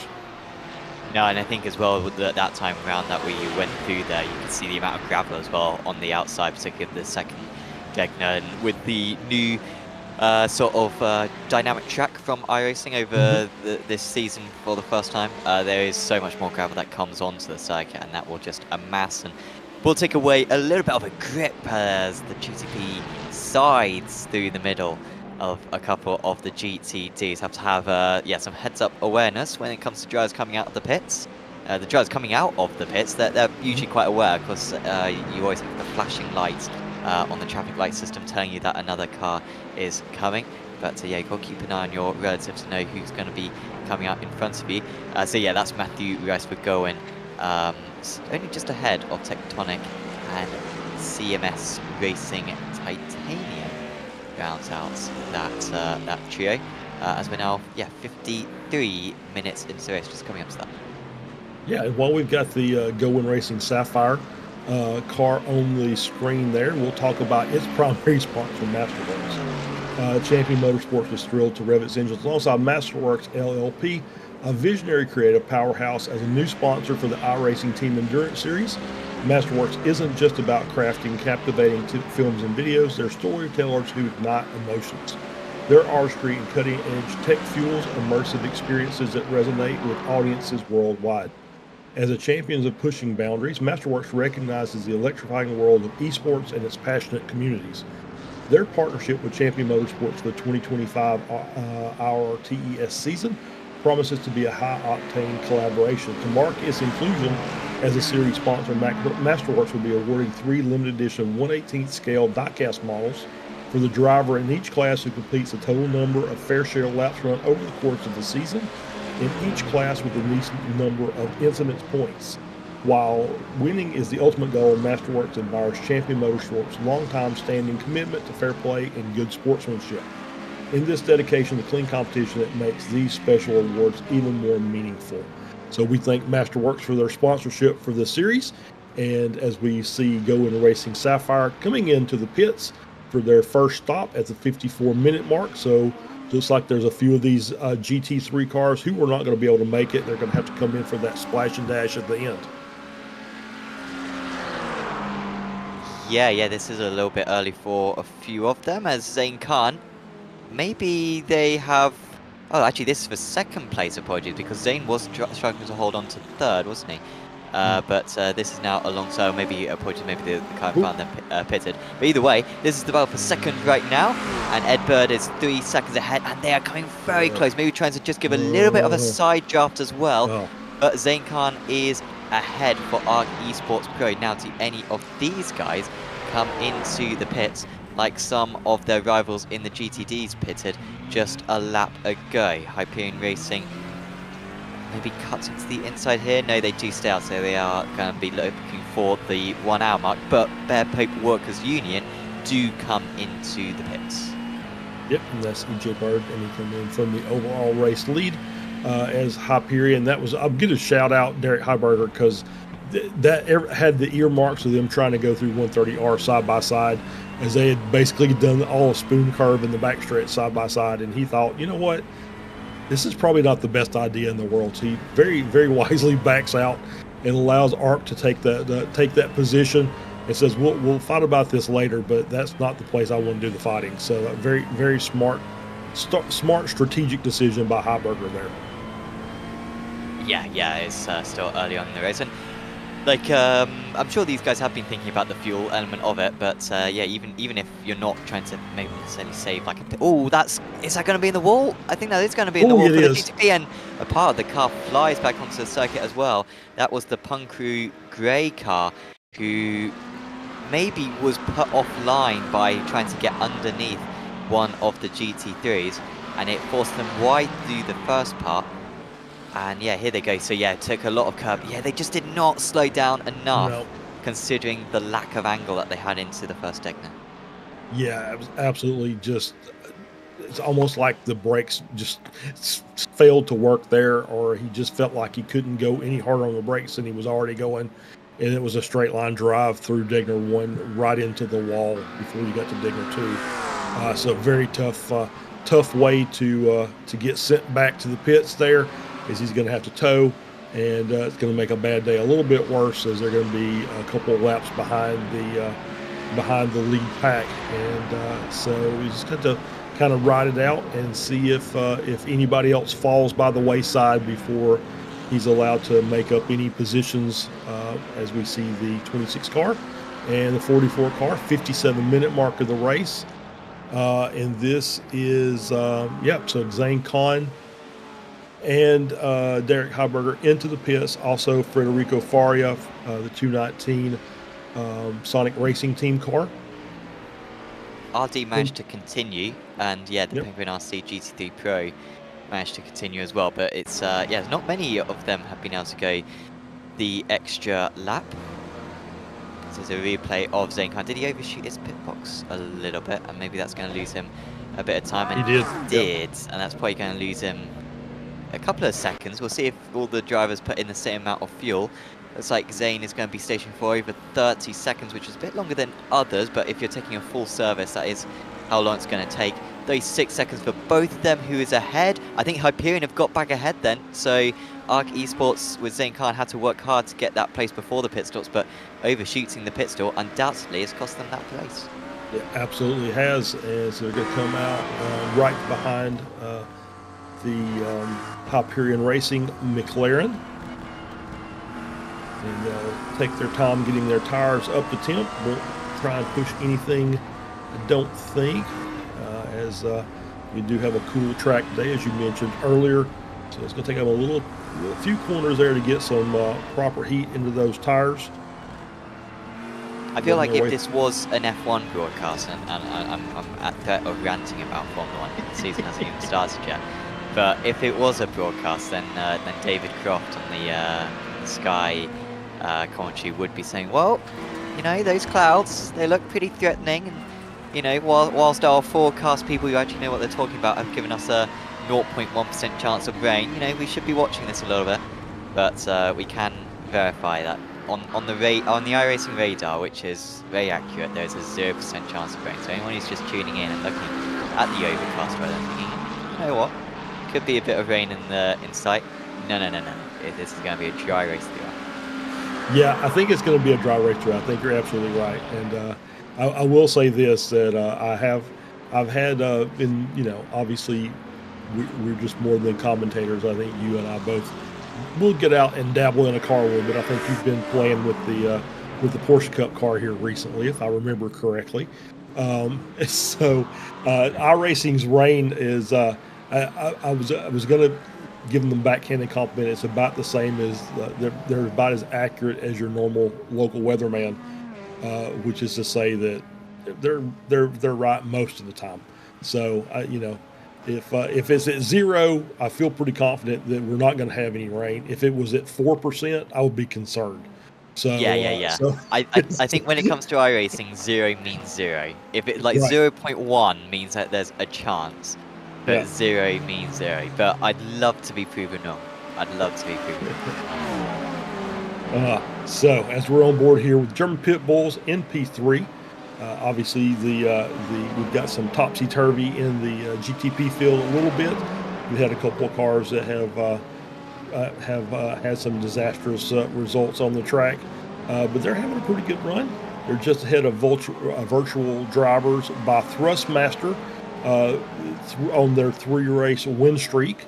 Not having the best of runs today so far. They're only in 4th.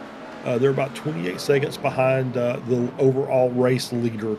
So you don't count these guys out because there's a reason they've won 3 races in a row. As a unit, they're quite quick. So it's just going to be how much are they pushing now versus how much are they going to be pushing later. And so far, though, they've just managed to just kind of hang in there and run some laps off during the race. And as we see them making that move to the inside, and which becomes the outside, so no go. Now they've got a battle from behind with CRF. So nice 3-car battle there for 3rd, 4th, and 5th as this race continues on, and they're working their way down into the hairpin. Yeah, I'm familiar with Julian Retzi from another one of our shows that we broadcast on Apex Racing TV, and he's a very, very solid driver. Got yeah, big enthusiast, I believe, of this GTP car. So yeah, cool to see him back out there.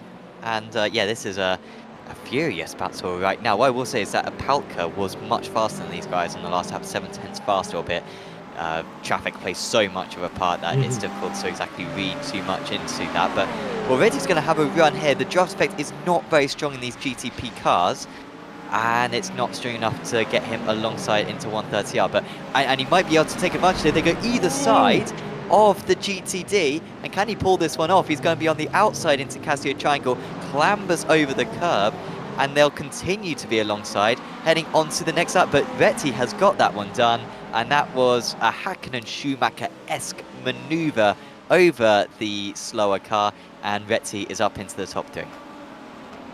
Fantastic pass by Retty there, and yeah, that's probably the highlight of the race thus far. So just as a hint to Samuli for our clips package, that was a heck of a pass on the outside. I'm sorry, I'm on the inside of 130R, which would be the outside of Casio, in the grass, splitting that GT3 car. You could just see that's just bravery. It's really all it is you just have to be so brave and so confident in your car and your driving ability there that you can just keep the car in the grass around the GT3 and still maintain enough pace to make that move going through Casio Triangle. Fantastic job by Reddy there.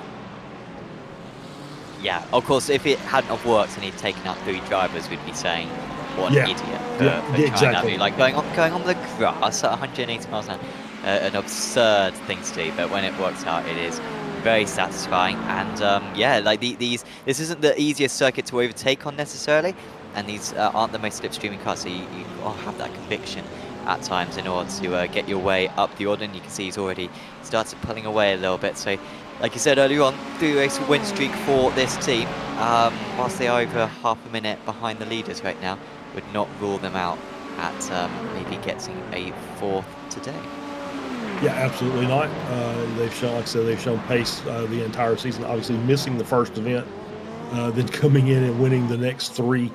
And they've got them up in the points. They're in, I believe, 3rd place, if I remember correctly, overall, and they're just a few points behind the overall championship leader, as we're on board here with Zane Kahn in the 26 Ferrari. Still in that battle there, the Art Motorsports car in that battle with Hyperion Racing. Luke Wallace in the car has not given up at all. He's still on the tail of that Art Motorsports Ferrari, looking to see if he can work his way around. And they do have the Tectonic Racing car behind them, who has made this a 3-car battle. As we see the 3-car GT3 or LMDH battle work their way through this pack, which is now quickly becoming a 4th car. As I did see the P4 car of Michael Opalka, and then we've got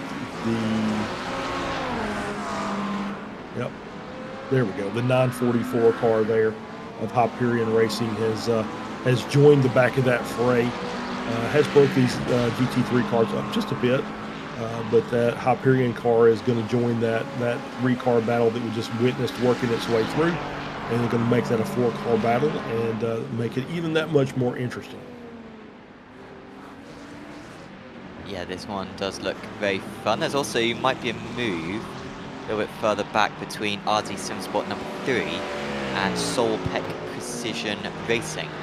And Solpec are going to move past there, so that is them up into 8th. I don't think we mentioned earlier on, forgive me if you did mention it, Charles, but Bear Pope Workers Union actually took the lead over Solpec Precision Racing during that pit stop sequence, I believe. I think Solpec were leading beforehand, and now they're about a second ahead, so good work there in the GT3 Pros. They're still fairly close, and it was a short pit stop as well for Bear Pope Workers Union, so they might not hold that. Looks like EJ Bird is going for a shorter stint, but yeah, Bear Pope leading in the GT3 Pros rather than Solpec Precision 113 now at this point. Yeah, absolutely. That was a good shout there. As we're back on here with the Solpec 111 car in that battle with RD Simsport. It's a battle for P8 in the GT3 Pro. And we did see Christopher Kindler in the 101 car come into the pits. I believe that will be their second stop if we're looking at 32 to 34 minutes. So that feels about like it's the time for the second round of pit stops for the LMDH category. So it looks like they're going to be on the 30-minute pit cycle, it appears. So anything beyond 30 minutes is probably going to be a bonus for them. That means 5 stops, I believe. And the last one may be a little bit shorter, depending on how far they can carry it beyond that 30-minute mark. As here comes, Solpek in with Pat Pelchatz. He extended his gap out. It was over 20 seconds when he came into the pit, so having himself quite a run up there at the front. Yeah, that is really good. I mean, I wonder. So, oh no, sorry. I thought it was having a 4-second pit stop there, but it just paused for a moment on my screen. But yeah, it means that RD Sim spot number 2. I wonder maybe if they took like a little bit less fuel, and maybe that's why they had a little bit more of a gap, because everyone else seemingly is going further. Apart from, to be fair, Team FFSR, who have come into the pits now. I think they were running in P4 beforehand, so the 99 will come in on pit road. You can see a couple of the GTDs as well, and now it looks like Solpek 110 are back out onto circuit with a 31-second pit stop, which I think is a full service. I think that's the most amount of fuel they could get into that car. Yeah, I think you're absolutely right based on the times, and I think that they're obviously not running a full fuel tank. So yeah, and we did see the Solpek 112 car in the pits, the Corvette, which seems a little early. So we got a couple of cars coming in. That can't be for the. It's not. That is both those cars, both Blake Reynolds in the 113 Corvette and Luke Fisher in the 383 Fendi car. Both in for their second stop of the race, so that feels like it's a little out of place. Maybe that's some pit strategy as well, knowing that they're going to have a splash at the end. They said we'll just take it now, so we'll see how that plays out as we're now on board with Penguin RC the 03 car, which is the pro car, working his way through, currently running in P11, not having as strong a run as it had the last couple of weeks. So just a little bit off the pace, a little bit today, currently about a minute back from the overall class leader. So the Penguin car, at least for the pro car, is struggling a bit. Penguin AM car, currently in P2 in the AM class, 8.7 seconds back. I am seeing 2 pit stops, however, for that 03 car. That would make sense as to why. It was a very short stop, so maybe... Yeah, maybe a fast repair, right? Yeah, that's what I'm thinking. It's maybe a fast repair. They had to come in early and take that. Maybe just topped off with fuel at that point, took the fast repair, and went back out. So maybe if Suzuka can scroll back through, you might can find maybe an incident that occurred that they're required to come in and pit. If not, then we'll just think that something did happen as we'll continue on with the rest of the race. Virtual drivers by Thrustmaster have been in the pits, so they've given up their position temporarily as the pit cycle continues for the LDH class. We've got a message in chat. Welcome to everyone, by the way, who's tuning in. Do let us know who you're supporting, or maybe if you're a driver watching along, let us know how your race is going. It's good to get any extra information we can get. Matt P mentioning how for the Echelon LMP2 car, they had an issue when it came to the driver swap. It allowed Matt into the car, but the car stopped refueling, and I couldn't get out even when they reset. It didn't seem to be able to get him out of the car. So did mention that it was his first issue with iRacing in 3 years, which is a good run. Yep, absolutely. And I'm sorry, Matt, that it's come to an end. You know, we do make fun of iRacing, and but like generally, that when it comes to the driver swap stuff, it's not simple stuff, and iRacing does an exceptional job at it. But yeah, that sounds like a weird one right there. So yeah, unlucky, Matt, for being able to continue on in this race, it seems like. Yeah, that's a very tough, tough set of circumstances, and we did talk about the iRacing has a couple little bugs, but they're very few and far between. But the ones that are out there are known. I think what you saw in the blip for the Solpec car, as we see 2 wide through Degner 2 or Degner 1, I'm sorry, Zach Coonan. That's the Punk Crew pink car. Nick Paquin. And I was saying, you said that you had a little flash there, and the flash was because Solpec changed drivers. David Aguado is now in the car. Pat Pelchat has jumped out, so that you do see that little flicker there in the timing and scoring when the drivers change. Kind of just the car disappears for a second on screen, and returns with the new driver in. And so that driver bug, I don't think I've heard of that before, to be fair. I've heard of issues with refueling and things like that, but never an issue not allowing a driver to get into a car. That's kind of a strange one. I'm very grateful that I'm a bit of an old person when it comes to iRacing. I got on the service back in 2016, which I appreciate isn't super. I mean, our fantastic broadcaster today, Samuli Kumri, has been around since 2008 on the service, one of the OGs on the platform.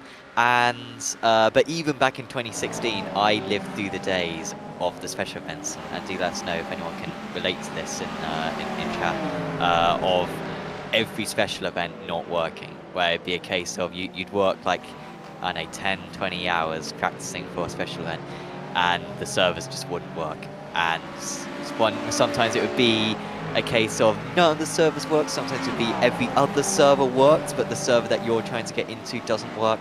And there'd just be a million different issues. Sometimes you have random disconnects during the race where 20 people would be dropped out.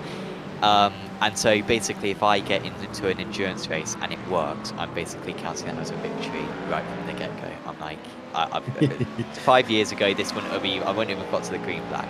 So I'll take this one. So yes, it's annoying when there are the occasional issues, but any of us who have been around for a while realize that at least they're a lot less common than they used to be. Yeah, we talk about I think iRacing gets a bad rap sometimes for some of the things that happen, and you're right. I've heard of that.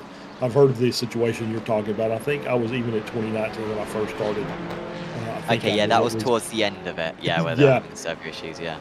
Right. I think that was at least still an issue there, but you look at say the Daytona 24, for instance, and you've got 3,000 drivers logging into that server for a race.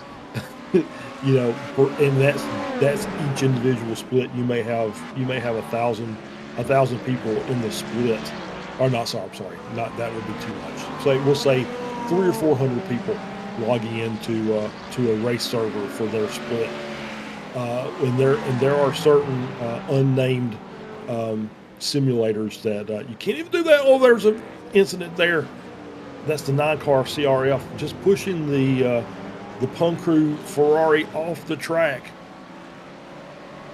And they lost a place to virtual drives by Thrustmaster as well, or that Ludovic Jurette in that car now, and they're trying to fight back, but Ludovic holds on. I've got a few more pit stops now in the GTPs. It's a little bit of a scattered field, I think, because of the different pit stops going on. 100 Force are coming into the pits now. I think Ludovic had his last pit stop fairly recently, so yeah, he's not going to have to come into the pits anytime soon, so that promotes them back up a place. But yeah, that will be good news for virtual drivers there, and good news for whoever the GTD car was who had to scatter, because yeah, that was ambitious from the CRF into Spoon Corner. Yeah, absolutely, it was ambitious indeed, and I just want to see, it just kind of looked like there was a bit of a kind of ghosting, or those two cars, the CRF car and the I think he's definitely got some damage on the front of the car, so I'm not sure. It looked like he almost kind of melded in with that Ferrari, so I don't know how much damage he's got on the front, but the right front definitely looks like there's some damage, and that may be more than just aero. That may be some wheel or suspension damage there on the front of that car. I was just curious to see what the back of that Ferrari for Punkru looked like, because like I said, it looked like a pretty significant impact, even though it was kind of straight. It didn't spin the cars out, just kind of push Di Pasquale off the track. Yeah, he's soaking up a decent pace. It doesn't look like there's too much damage on the back of it, does it? But No. it is a bloody rear to the car, so it's not exactly easy to see necessarily at first glance. But yeah, I mean, neither team went back to the pits, did they? But then, of course, if No. you're in the GTPs, you've got a short pit stop or short stint anyway. It means that you can escape doing an extra pit stop, then you might well, run around for 10-15 minutes with a car, which is 3 seconds off the pace, if it means you can do one less pit stop in the long run. Yeah, absolutely. I think that's the right call, because we're already basically halfway through the stint, since we're basically looking at the half-hour mark, or just a little beyond that. We're a minute or an hour and 17 minutes into the race. Yeah, Di Pasquale is struggling a little bit there with the handling on that Ferrari coming out of Casio. So I don't know if that's just damage, or maybe just the Punkru white car just having a little bit of issues getting the car just around the track in general, as they're behind the Miranda Sim Squad car. That is a battle for position, P8 in the AM class. Miranda Sim Squad was running in the lead of this group before they had some issues on track. So that's dropped them down into a battle now for P8, but still hanging on there pretty well. And it's Jeff Fleischman for Miranda Sim Squad in the car, running the pretty equal pace to the car behind Di Pasquale. Both those cars are running 204.3s per lap, so a little off the pace from the race lead for their class, but still continuing on. And just kind of, at this point, you're over a third of the way into the race, so you want to at least get, you want to at least keep the car rolling around the track. And as you see, Di Pasquale with that flash of the headlights, I don't know if that's a sign of anger or just trying to annoy the car in front. But you do want to at least finish the race, because there are going to be people that drop out. They're going to have issues later on as these battles for positions really start to get a little bit tighter, as you see the Punkru white car moving to the inside, side by side, coming down the backstretch, going down into 130R. Are we going to go too wide, or attempt to go too wide through here? No, I think that was the Miranda M Squad car just kind of backing out, saying I don't want to really try that right now. Probably the right thing to be doing. So gives up the position to Punkru white as the LMP2 works its way through. And that's the Echelon Sim Sports LMP2, as Penguin RC GT3 Pro, who weren't having the best run of it, but were coming back into the race a bit, have pulled off to the side of the circuit. Christian Youngwall. Oh, well, he's already lost the back of the car, hasn't he? So that's an indicator of why he's a little bit off the pace. Yeah. And he decides to take the little escape road and toes back. Good job there. And yeah, hopefully they've still got their faster pair free, albeit I think we were mentioning earlier on, didn't they have a 4-second pit stop, I think, this squad? And maybe that was them taking the faster pair earlier on. And this is how they got their damage. Too much curb on the first bit, and then he oh no, to be fair, this bit is fine. I thought he'd messed it up already. And actually, maybe he's alright. I imagine maybe an off chat came up in our event viewer, but maybe this wasn't where he got the contact from. It must have been another occasion. Must have been. I did see the Penguin M car, I think, just directly in front of them as they were coming through the hairpin. So hopefully no team contact. That's not what you want to do during the course of these races, is hit one of your team cars. As we see on board here with EJ Bird still leading that GT3 Pro class, the 321 Acura, and is having himself quite a good race. I thought the Acuras might be pretty good here. They've seemed to be pretty strong since being added to the iRacing service, and it just seems like this is a track that probably suits this car. Yeah, it looks like it's a good one for the Acura. And yeah, I've seen plenty of them around, which very much indicates that they are a very competitive option in the GT3 cars. But yeah, once again, we've still got 3 different manufacturers in the top 3 in the pros, and then yeah, we've got 3 different in the top 3 in the AMs as well. So it's still pretty mixed. But yeah, but Bear Proof have done a good job at extending that gap, because they were behind going into the first pit stop. Then they got ahead during that pit stop by taking less fuel, but they are a decent way ahead, 12 seconds ahead. Now, they did take 12 seconds less of fuel, so actually in that GT3 Pro lead, it's actually going to be very close between Bear Pope and Hyperion once all the pit stops are sorted out. And there is a chance, I guess, that Bear Pope are doing, well, we know Bear Pope are definitely doing a 3-stop. Yep. There's a chance that maybe Hyperion are trying to do the 2-stop, so maybe that's why Hyperion are dropping off. Maybe they're saving fuel and Bear Pope are just pushing to the max. I'm not quite sure. So, yeah, either way, it's cool to see some different strategies, because yeah, I'm not quite sure what the strategy is here in the GT3s. I'm not sure if they're all doing a 3-stop or whether a few of them are trying to do the 2-stop, because yeah, some had a shorter first stint or a shorter first pit stop, and some of them put in a full tank.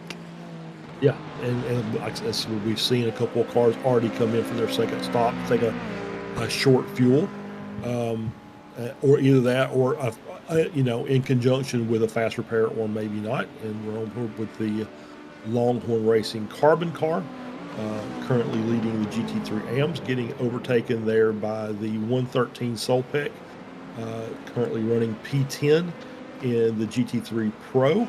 And this was one of the cars that took a quick stop already. So I think they've already had 2 stops. They have indeed. So they've already taken their second stop of the race. So that puts them on a bit of a different strategy than most of the other cars in the GT3 Pro class.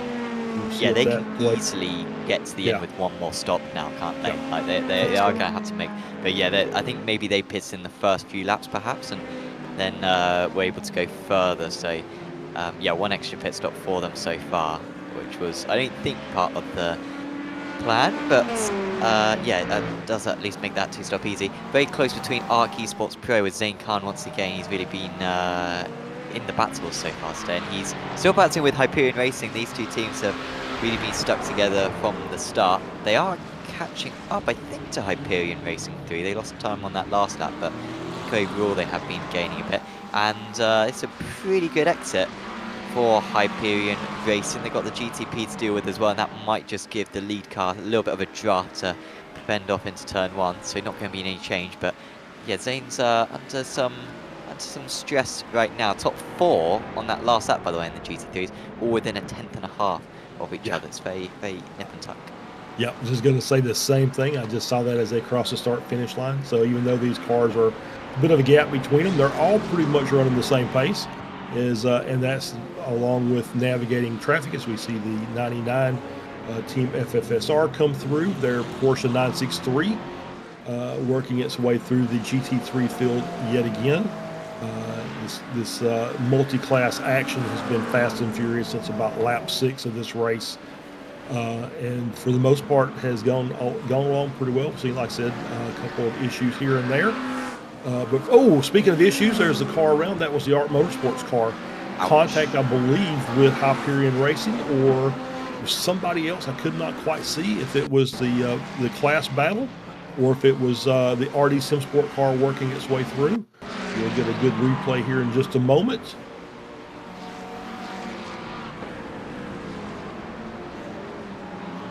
Oh no, it was the slow car of. It was Solpec.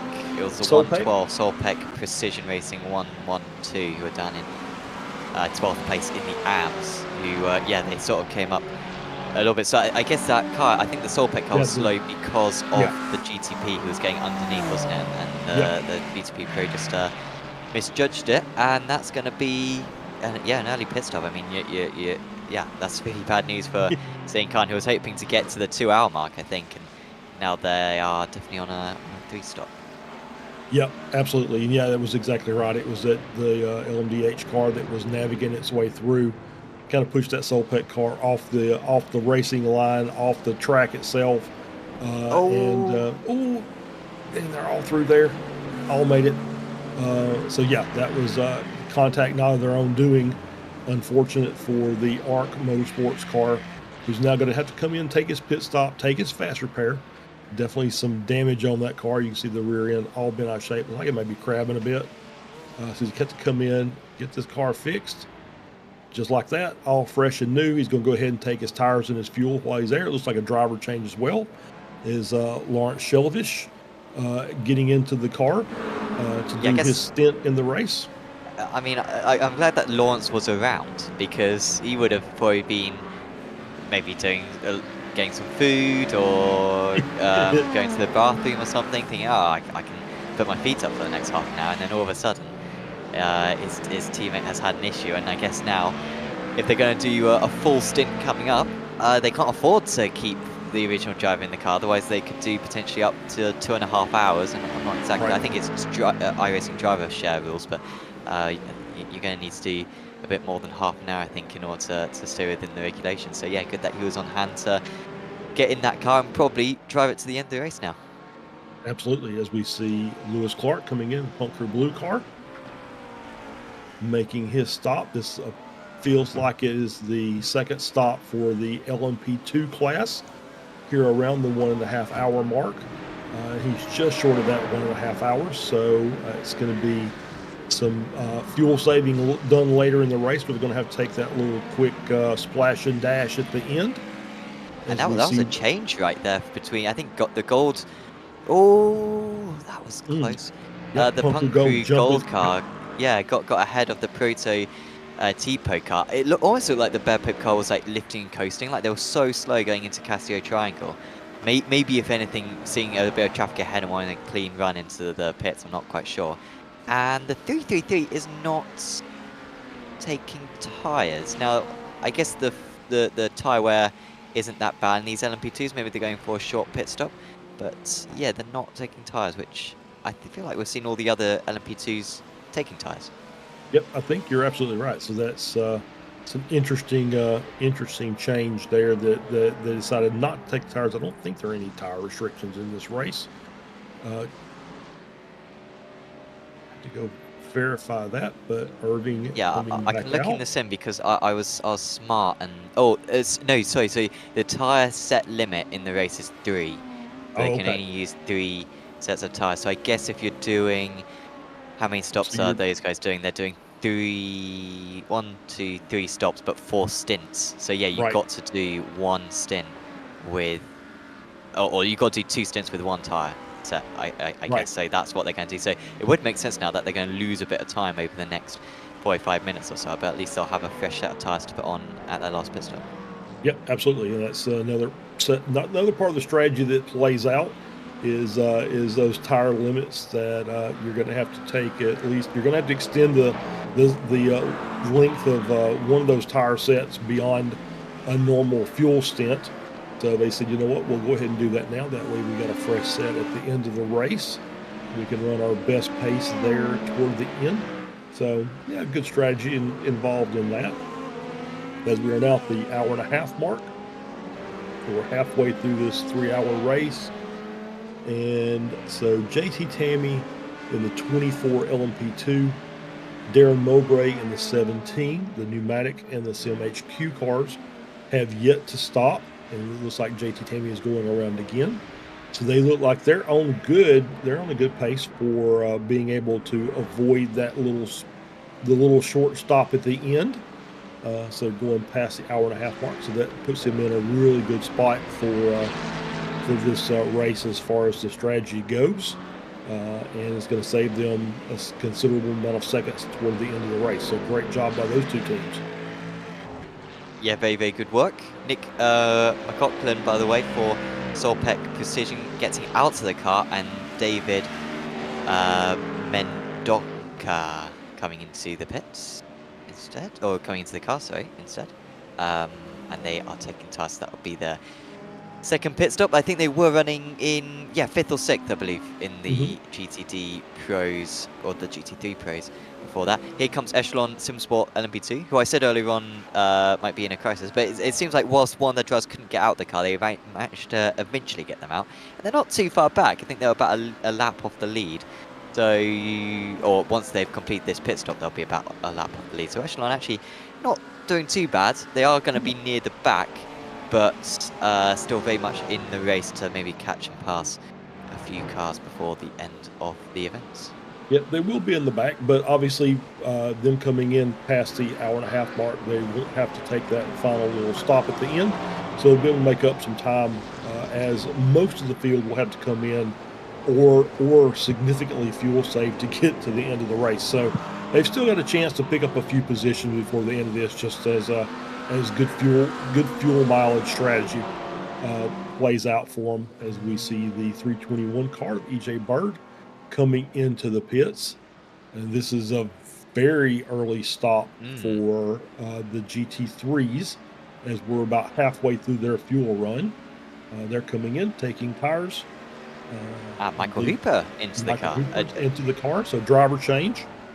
A driver who I'm very familiar with. Again, there's another series on the channel, which he has won the Pro-Am title in the GT3 cars. Very solid driver is Michael. He is racing at the moment on in the Aero GT3 trophy on a Thursday evening. He's not having a great season actually of it, is Michael. He's had a bit of misfortune. He's always sort of in the mix, very competitive series side. He tends to be around sort of the 10 to 20 position mark, which can be where incidents take place. But yeah, he's a quality driver. Is Michael much better than, he's only 3.5k, but he's much better than 3.5k. I think I'd honestly say he's sort of maybe in the low 5k range in terms of his pace. So yeah, watch out for him. They were in the lead anyway, so we will go and watch them anyway. But he is a quick driver, and of course one of the GT3s which is going for the 3-stop strategy. It should be a fun one. They're 45 seconds off the lead, and yeah, you should have some fun laps now, pushing all the way. Not quite sure what the tyre restrictions are for the GT3s. Do you know if it's 3 sets as well? Because we did see Michael taking some tyres on that occasion. I do not. It's like, yep, can't see anything on my screen. I have to basically do some looks here and see if we can come up with something. Otherwise, we'll just kind of continue on with the broadcast here as we do some background dive to see if we can get some information. And if anybody out there in the chat, in the YouTube chat, has an idea, then yeah, because we know the LMP2s are definitely limited to 3 sets. I'm not quite sure where it is for the GTPs and GTDs, as that was a change. That was between Solpec Precision, who I remember have taken 1 extra pit stop in comparison to many of the other teams, and that was very simple on Lunatic Racing. So that's an Abo passing an Abner, so not really full position. Yep, as you mentioned earlier, the driver change. David Mendonca in the car now, working his way through Spoon.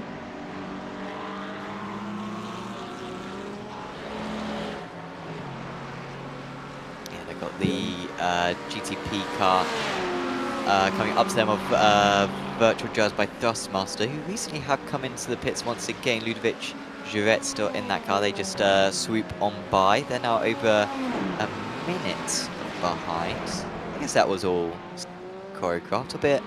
I don't know, I feel like they've lost a few places, haven't they? And that's not because of any strategy or anything. So I'm not quite sure what happens to that team. It wasn't a long pit stop, and I'm not seeing them take an extra pit stop. So I'm not entirely sure if I've missed something there.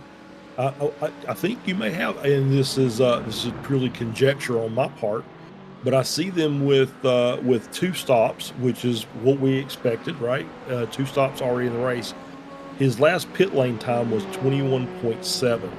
So that, to me, that indicates that maybe he had a drive-through of some type, drive-through penalty. Oh, yes, you're right. Either incidents or either incident responsibility for something that happened during the course of the race. So that would be why, as they've made a drive-through run through pit lane, and that obviously is costing you, even though it's 21 seconds, it's literally probably 15 seconds of lost time on track, just from the fact that you are at some pace as you're working your way down pit lane. So that's going to be where the time difference has come from. And so there they got got a little bit of work to do, get back up to that battle that they were in with Michael O'Pop and CRF, 100 Force, and then Team FFSR, and Chris Kindler in the 101 car. So yeah, it's a little bit of a challenge, but obviously we've talked about the fact they've won the last 3 races, so obviously got really good pace in that car with both their drivers, and but that's obviously putting them on the back foot a bit. Yeah, if they win today, I would be really impressed because they got a lot of time to gain and a lot of overtakes to make. Back into the lead, by the way, in the LMP2s are Punk Crew Blue. Behind them, Bear Paper barely ahead of the Team FFSR in the LMP2s. Just looking at their last pit stops, I think Bear Pope... Okay, so Bear Pope only just pitted, so they pitted on that last lap. Team FFSR pitted 5 laps ago. So, looking to the inside. That is ambitious, and I think he's going to pull that one off. That was a Kamui Kobayashi style overtake right there. You would have been very pleased of that one with the Japanese driver. And yeah, Pope. I don't think they did pit on the last. No, they didn't. We saw them come into the pits, didn't we, a few laps ago? I guess Ludovic is just absolutely flying right now, right? He's just really caught up, and as overtaken. So on a slightly different strategy, he's going to struggle to get to the end of the race with one more stop, is Ludovic, but he's got a lot of pace, no denying that. Yeah, absolutely. Yeah, they did not have they started in the back because he didn't have a great qualifying, but he's up 8 positions since the start of the race. So he's basically passed everybody except for the overall leader, who has a 20-second gap. So he's obviously got the wick turned up to max, and he's running just hot laps as much as he can do while still navigating traffic. I think I did see them come up with incident responsibility earlier, but obviously I don't think it was anything that cost them any bit of time, as they were fighting very hard.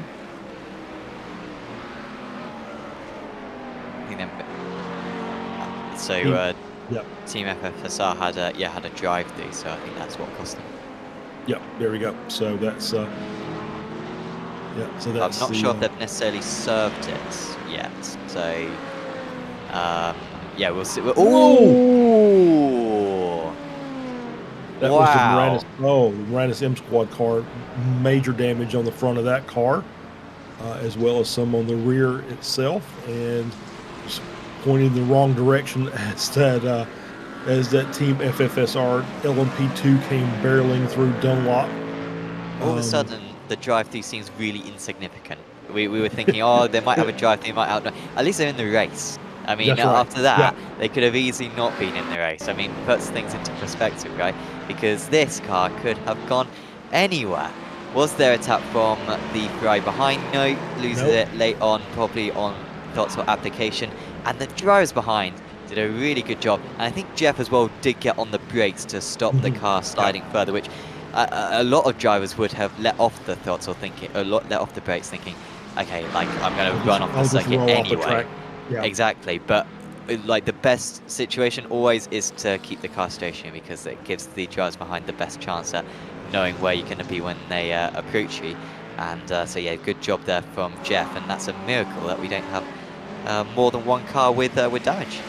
Yeah, absolutely. I think you're exactly right. Great job by everybody of navigating around that Ford Mustang, and great job by Jeff to just lock the brakes down and stop the car, and gives everybody a chance to find an alternate line through that corner without having to worry about if that car is going to move anymore. So I think great job by everybody concerned there, as he is going to stay out on the track. So obviously he's thinking that Big Coyote V8 that's in front of that Ford Mustang is going to be able to overpower any aero deficiencies that car has, other than the fact that it's the size of a small tank. He's going to continue on, try and get that last 20 minutes or so of track time before he comes in for his for what looks to be their final stop, or their final full fuel stop before that little sprint at the end. Yeah, that car's almost getting to the point. I don't know if you remember, Charles, but the old BMW Z4 used to have like an indent on the front of the car, like it used to like cave in. It was like convex, Yeah. where like you hit a wall and then you'd have like a triangle in the car where it'd be like indented in the middle. And that car's almost getting to that point because, like you said, it's already not very aerodynamic. It's Right. just being like a slab of metal and just being totally flat. And yeah, it almost does look like it's like slightly squished in, but maybe avoiding quite the of the BMW. We had a couple of drivers in the GTPs come into the pits, by the way. Team FFSR and FFSR. I think I'm saying that right. German pit bulls. Yeah, I'm concerned that I'm pronouncing the F3 times in that. That I'm getting carried away. German pit bulls racing hotel also, and then Julian Kramer is now getting into that car. Yep. So as we are on with our next pit cycle here for the LMDH class, some drivers being changed out. I did see Camden Craft in that 944. It's like he's getting in the car for a stint. As we're on board here with David Aguado, who just jumped in the car this previous stint, has managed to expand that gap back to RD Sim Sports, 22 seconds. So Solpeck doing a great job as he comes up on the back of their Team 113 Corvette, working his way through. Not going to take any chances with that, and he's going to come into the pits now. So leader into the pits for his stop. I'm assuming he's going to stay in just from the fact that Pelchat took the first two stints of the race, and my guess is this is in for tires and fuel and or tires. We'll see if the car goes up on the jacks. I do not see it going up on the jacks, so it looks like a fuel-only stop. So they're going to double stint these tires.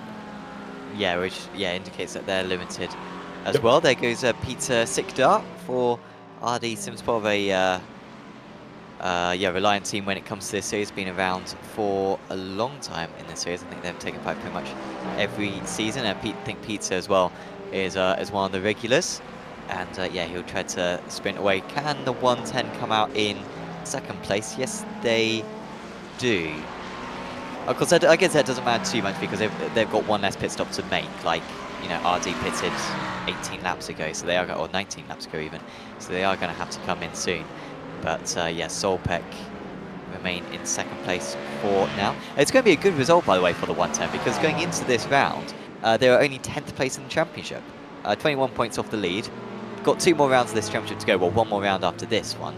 This is the penultimate round of the championship, so probably out of championship contention. But yeah, good improvement for the 110 if they are going to take a race win like it looks like they are going to at the moment. Yeah, absolutely. They're having a really good run, and so yeah, good result here will help the team morale, I'm quite sure.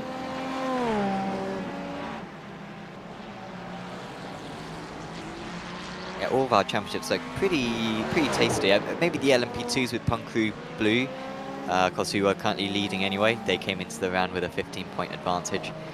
So yeah, Punk Crew Blue will probably further extend that one, and we'll pretty much have one hand on the tights after this. In the GTDs though, or the GT3s, apologies, I think I'm getting that wrong. It is pretty close between Sonic and Solpeck and Penguin RC and even Bear Pope Workers Union. So watch out for that one. If it ended like this, I don't think the standings would change. Sonic would extend their championship lead. It was 1 point going into this round over Solpeck, and currently they're 1 position ahead of Solpeck, so I guess that gap would go up to 2 or 3 points if it ended like this. Penguin RC were the other considerations for that, but they're not having a good time of it particularly, so they're probably not going to feature too much. So yeah, good news for Sonic right now with that 3rd place. It's not a lead, but it would be good for that championship bid. Yeah, absolutely, especially with the 2 Hyperion cars leading. They did finish 1-2 in the last race, but they're in the standings down in 6th and 7th. So they will make up quite a bit of spots, but it'll help Sonic being ahead of everybody else that they're battling to get a little more breathing room.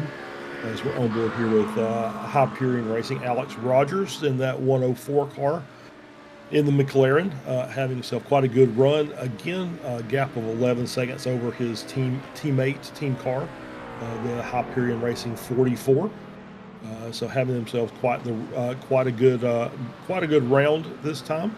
We've got so Longhorn Racing running down, still leading that GT3 AM class over Penguin RC AM car, 14-second gap over the Penguin car, who is still being trailed by Goin Racing Ruby in third in that Mercedes, 2 seconds back. So still pretty good battles in amongst, as we've seen this before, where we've had these big gaps as Mark Johnson comes into the pits at the 1 hour and 47-minute mark. So interesting strategy here coming into the pits for their second stop of the race. It's a very bumpy pit road there. You see a car kind of bouncing all over the place. So this is a bit early. Yeah, they definitely can't get to the end, can they? With this amount, so they're on a 3-stop, but I guess they're just going to do 2 evenly matched stints, or yeah, oh, no, they're going to put enough. Yeah, I mean half and half would make sense, but they are going to put in a full tank, it looks like. So they're going to get to probably 2 hours 40 into the race, and then take a 20-minute splash at the end, which I guess means that they won't have to change tyres at that last stop, and means that like they it won't be too much stress on that extra setup on that set of tyres. Like it will only be an extra 20 minutes. But yeah, that's a different type of 3-stop to what we saw earlier on from Bear Pope Workers Union, who of course had taken two stops already, but pitted on the hour and a half mark and tried to sort of make it, well, maybe 1 longer stint, but then 3 fairly short stints. This team are going 3 full stints and then 1 very short stint at the end of the race. Not sure what the best way to do it is. Of course, it depends on the tyres and even the conditions, and when it comes to driver times as well. But that's the strat that Longhorn have gone for. Yeah, absolutely. And that's there's going to be different strategies play out during the course of this race. We've seen it over the last couple of races where the fuel strategies played out for some and not for others.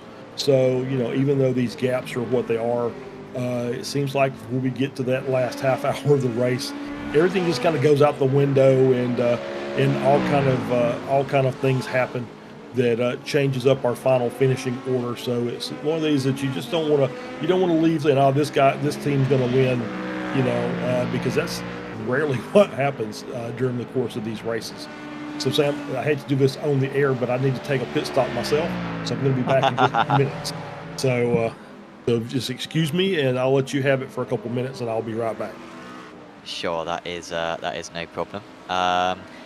So we're watching Matt Kingsbury, leader of the GT3 AMS. We didn't mention actually earlier on the standings in the GT3 AMS going into this round, but Goin Racing Ruby have dominated really this season. They're 18 points ahead in the championship, ahead of Fendi Racing, and so really, with going up in second place at the moment, I think that might turn into third. I think with the pit stops going on, that might shift that back down to third. Well, it might be a race win. They're only 1.8 seconds off the lead, so it really could be any spot on the podium.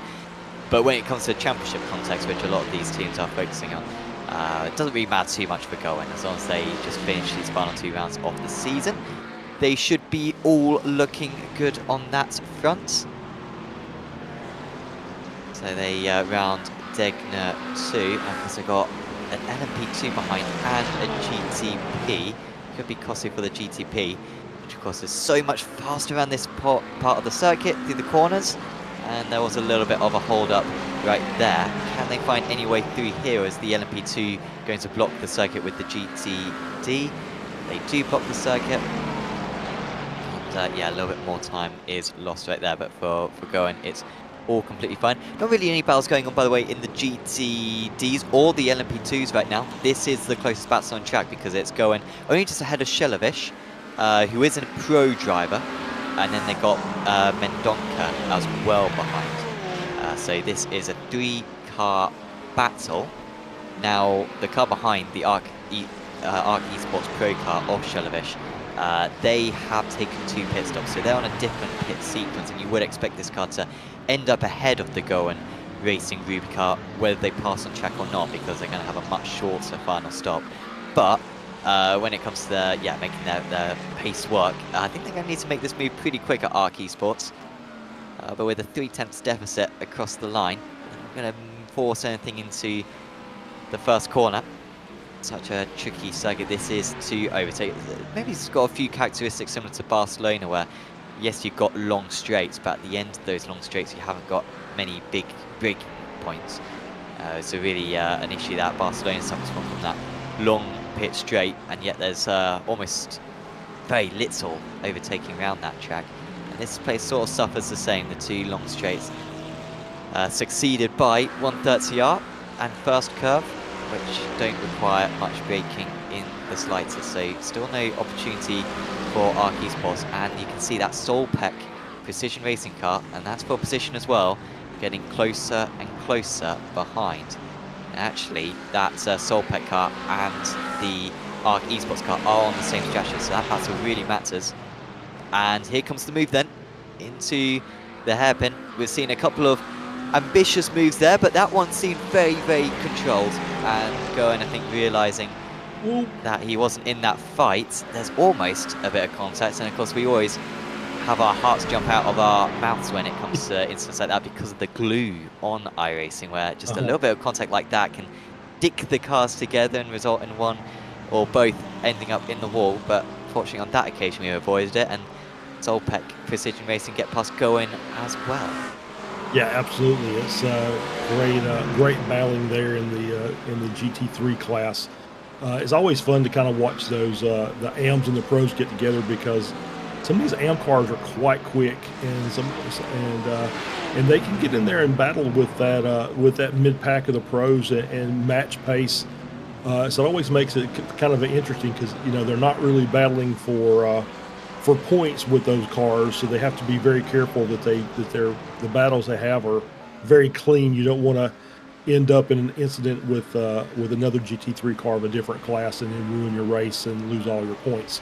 So as we're on board here with Goen Racing Ruby, running P2 in the AM class, right behind that Solpec 111 car who's in the pro class.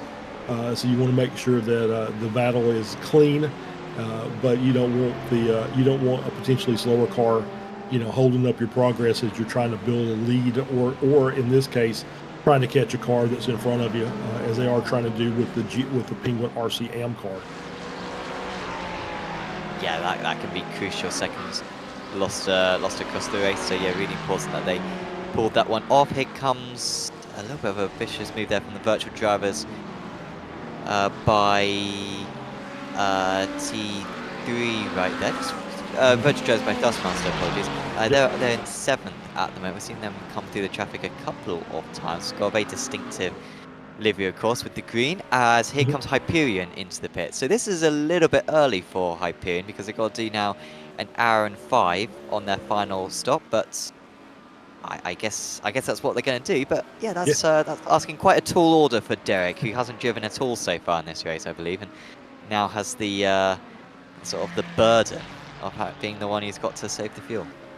Yeah, he's going to have to come out, and either they're going to save the fuel. I think with five extra minutes, it's hard enough to get to that hour mark in these cars anyway. So I think with an extra 5 minutes of that, it's probably just drive as hard as you can go. Know that you're going to have to come back in and take a splash, and it's going to cost you 20 seconds on the track or some number like that.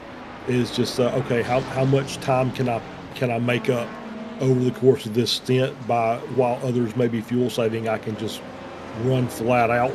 And once again, as I mentioned earlier, these races change dramatically in the last 30 minutes as the battles get closer and they get harder, and every second is trying to be accounted for. You don't want to leave anything up to chance. You want to push through, and if that means you're going to have to make an overtake on maybe a slower class car that's a little bit dicey, a little bit sketchy, that you're going to be a little more aggressive in order to make it work, that's what you're going to do. You have less thought about that, as we're back here with Hyperion Racing 3 just ahead of the RD SimSport car. Yeah, they just got past that RD SimSport car. I don't think there was much of a defense put up by Chris Young because of the fuel, the strategy difference. Tectonic, I think, have just made a mistake as well. Bad news for Tectonic because they were looking good because they're on the alternate, they're on the 3-stop as well, but they've just lost a bunch of time. That car looks not clean. No, it's not clean. They've damaged the front. So yeah. I think he's gone straight on at Degner 2, hit the wall, and this is bad news for them. Now, they did have one extra pit stop to make anyway, so as long as they can go for another 5 minutes or so, they can come into the pits. But yeah, here it is, and we have seen instance around this part of the circuit already. Oh, he gets a little bit wide. No, he's all right there. Oh, it's on the exit, is it? Yeah, just... I'm not exactly sure if it's the AstroTurf or whether it's the ridge on the curb itself, but yeah, it's bad. Yeah, I will say definitively that I've done that many times in many different types of cars. It's just there's some grip out there out in that AstroTurf on the exit of Degnar 2, but it's not always there for you all the time. It seems like you just basically have to get the wheel straight before you try and apply the power. If there's any kind of major turn in your wheels, the car just loops around and you go straight across the track into that barrier. I've done it in GT cars and Formula 3s and various sundry other things, and it's the same every time. It seems like just straight across the track into the wall and then race done. Yeah, and the first part of Spoon as well is very similar to that, I think, where the curb on the outside is very dangerous. It's not quite as bad as it used to be, I think, but it's still pretty dangerous there.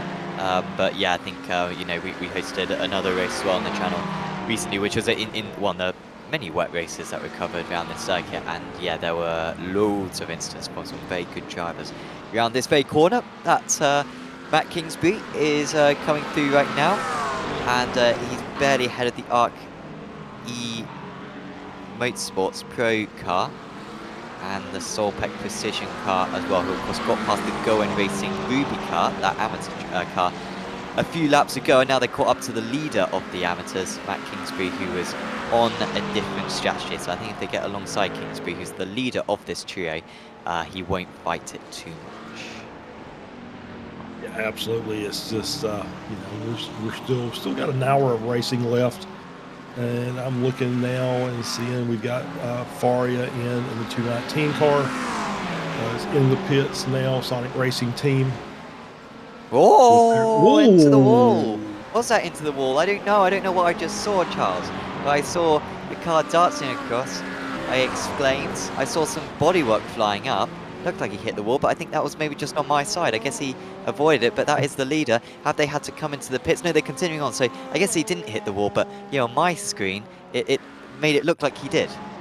I saw the same thing. I'm going to be with you, so we're going to get the replay here as this Solpec Racing car works its way around this GT3 pack to the right, and then, yeah, it looks like it's gone, and then here it comes back, so maybe that's a little bit of an iRacing desync issue there.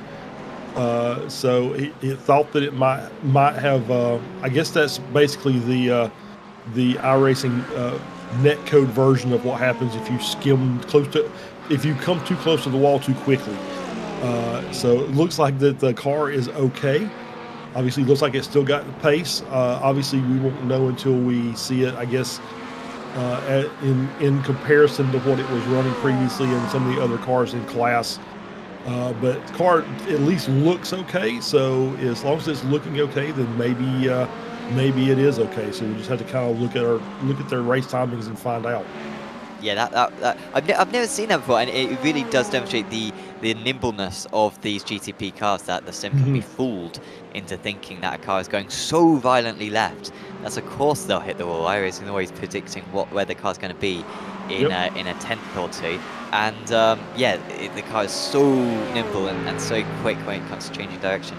That could swing to the right and fool the sim into thinking that. So yeah, that was incredible, but good driving in the end, I guess, from David, considering he's 20 seconds in the lead, maybe a bit unnecessary, but he made it work, and he got through all those cars very quickly. We're going to have a battle here for second place in the LMP2s. We saw these guys change place earlier on, didn't we? We saw the Punkru Gold car get ahead of Bearpo Prototypo right before their second pit stop, I think.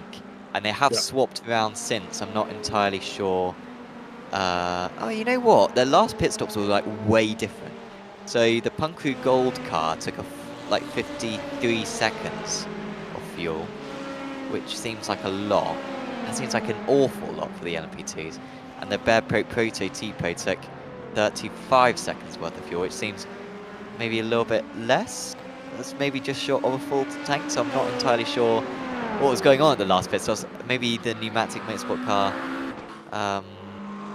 or maybe maybe one of the cars took too much fuel or something, or took repairs. But they're going to be alongside now.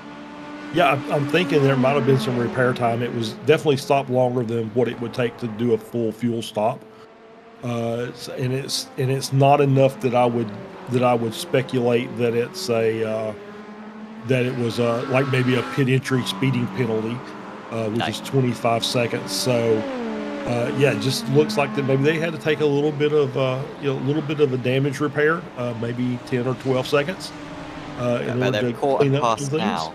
So they've done remarkably well considering, because it must have been 17 seconds behind, I think, after that. At least they came into the pits alongside, and they lost that much time, but they are now ahead and they can go further in this stint. So good overtake there. They're 27 seconds off their teammate, from their teammates. So I doubt that they're going to make up that gap.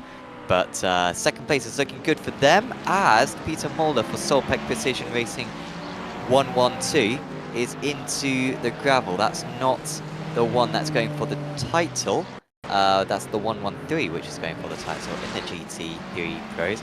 And this is how it happened. And is the other car going to turn in? Ooh. I'm not even sure whose fault that is. Does he hit the wall? No, just about. The gravel saved him. Yep. Yeah. Thanks to iRacing for making the gravel do its job. It was. It kind of looked like, we saw this a little bit earlier involving a prototype and a GT car, where that car on the inside of the kink there before the hairpin just kind of flares out off the apex a little bit. Maybe is carrying too much speed, can't hold it down to the apex properly, or gets on that curb and maybe kicks the car out toward the middle of the track, and you see the contact with the car on the left side of the track. It looks very similar there, but great job by Peter Mahler to just kind of hold on to it. It managed to catch it in the gravel and get the car stopped before it hits the wall. But yeah, a little bit of contact there. It's one of those little tricky spots in the track that you can most of the time run successfully, but every once in a while you'll get a little bit of contact there with another car, and you'll have to do some creative things to keep that car from ramming the wall, and that was a great job by Peter to do that. So our GT3 Pro field is fairly mixed up. We've got some teams who have got a full tank to put in to get to the end of the race. We've got some teams who have got a half tank.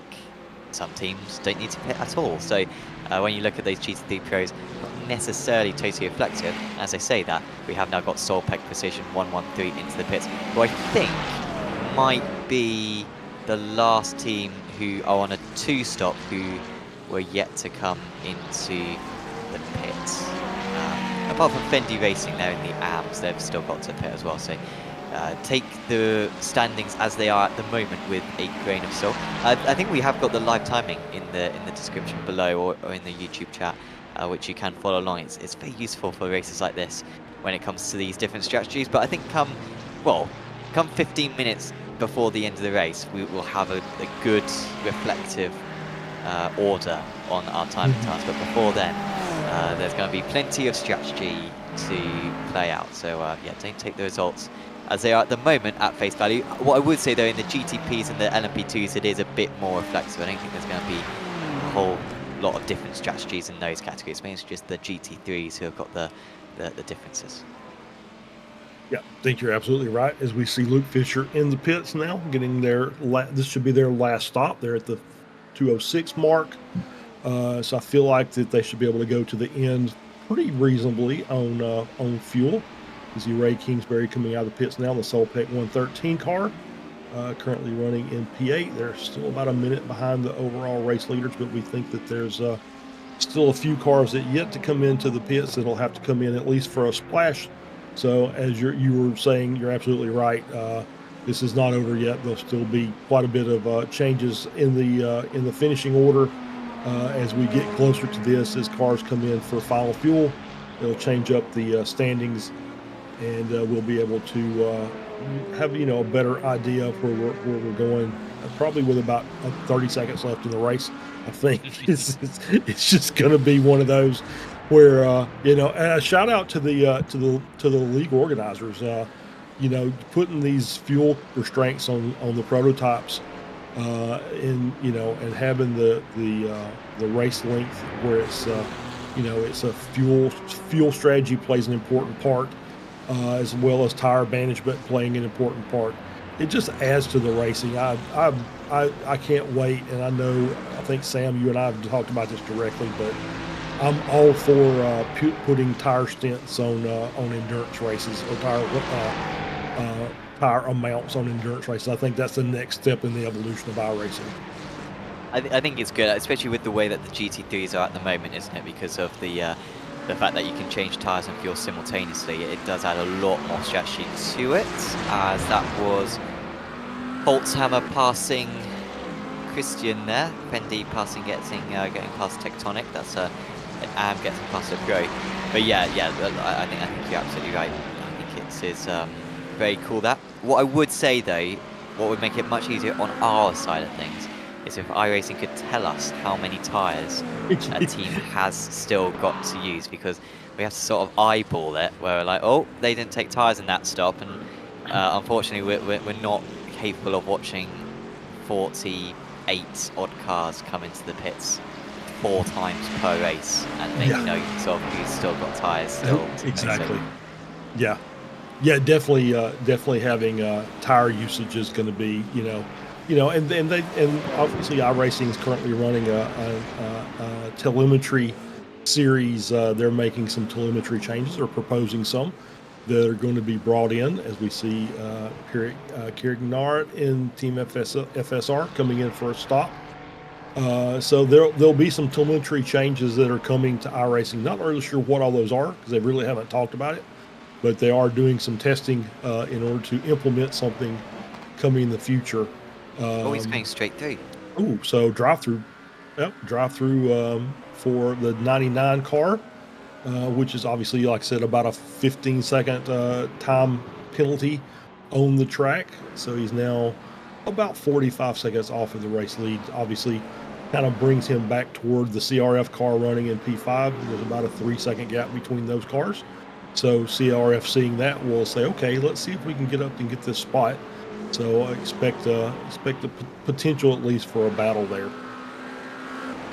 Yeah, maybe we got a notification from the stewards saying that they were going to get a drive-through penalty. So thanks to the stewards for sending through those messages. We do try to catch them, but if we did miss that one, apologies for that. So yeah, you're absolutely right that CRF are all of a sudden going to be more interested, because still both of those teams, they got 1 more stop or 2 more stops to go. They last appeared on lap 58, did Opalka, and we're now on lap 74, so they can't go many more laps than this, right? They're going to have to be coming in very soon, but if they pit now, they're not going to get to the end of the race, because we've been only seeing them go about 30-35 minutes, so they've got to go at least another 10 minutes into this race, another 5 laps or so. So yeah, maybe it is 2 more stops. One of them will be exceptionally short in order to get to the end of the race. Gap down to 1.5 seconds now between these guys. CRF really are chancing along. Absolutely, yeah. They're really pushing now. They say, hey, we've got a chance to get up and get another position, and so let's see if we can make the most of it. So they are trying to push and close that gap.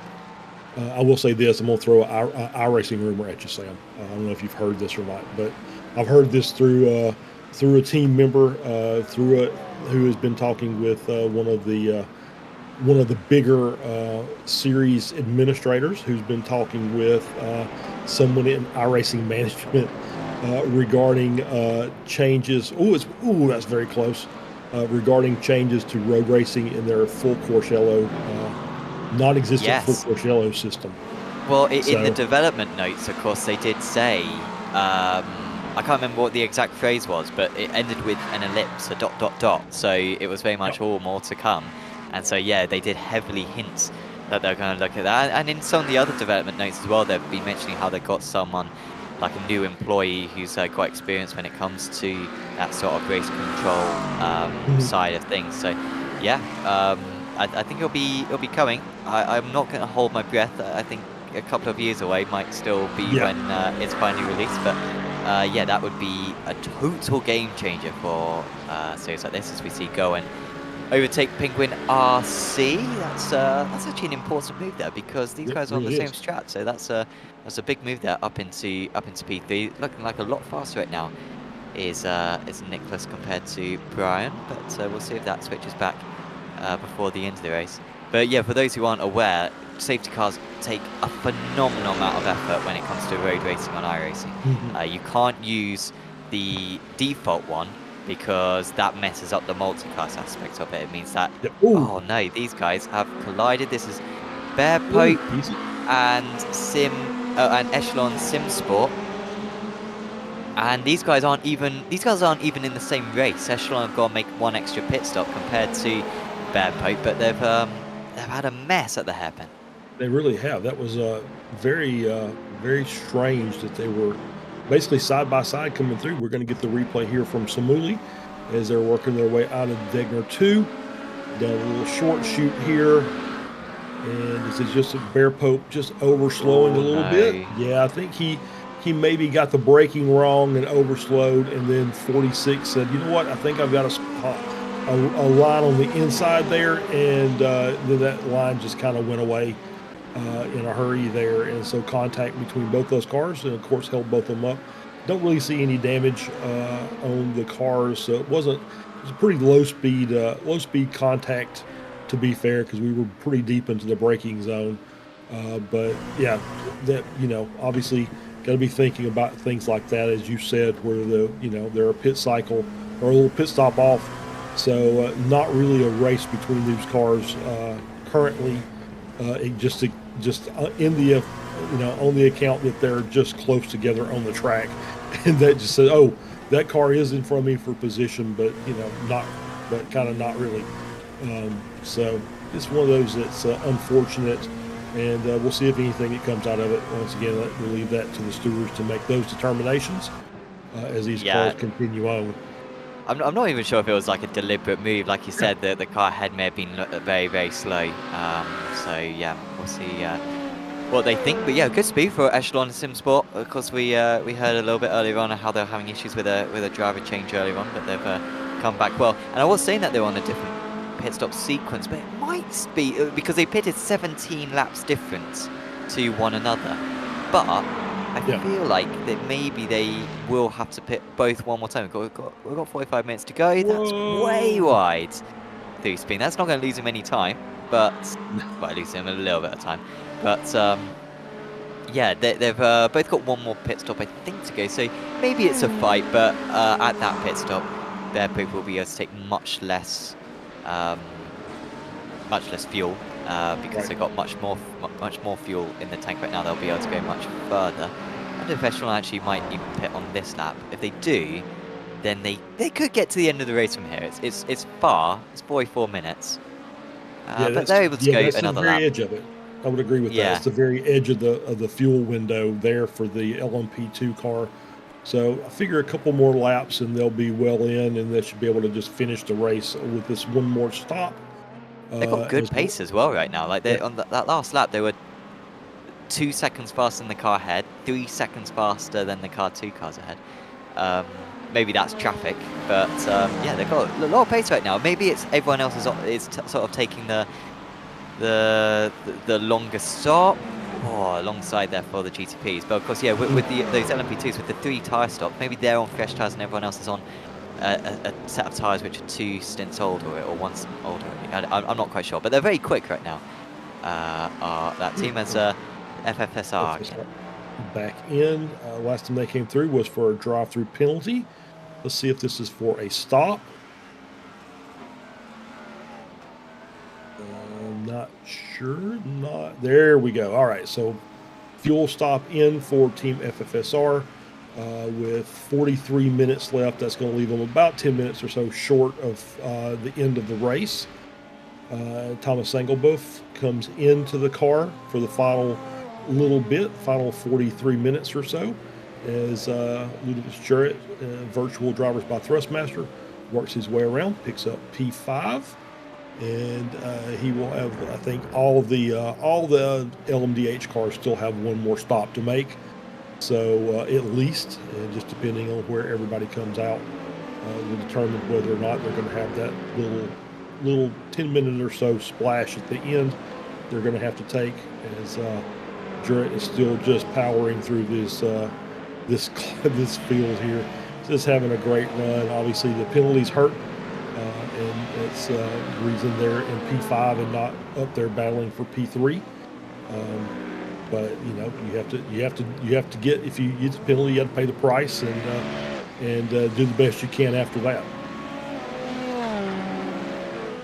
Yeah, it's always a frustrating thing, especially I think in a team race. It's even more frustrating when you get a penalty. And at least in my experience, I sort of end the race hoping that I'm not within 20 seconds of the car ahead, so I can think, well, at least it didn't cost us any race time.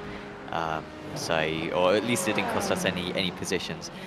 But yeah, we'll see if they do suffer from that at all. I think they probably will, with how close the pack is in that class. Here comes Pneumatic Purple, and they are 24 seconds clear of the rest of the order. Not great lap that time round.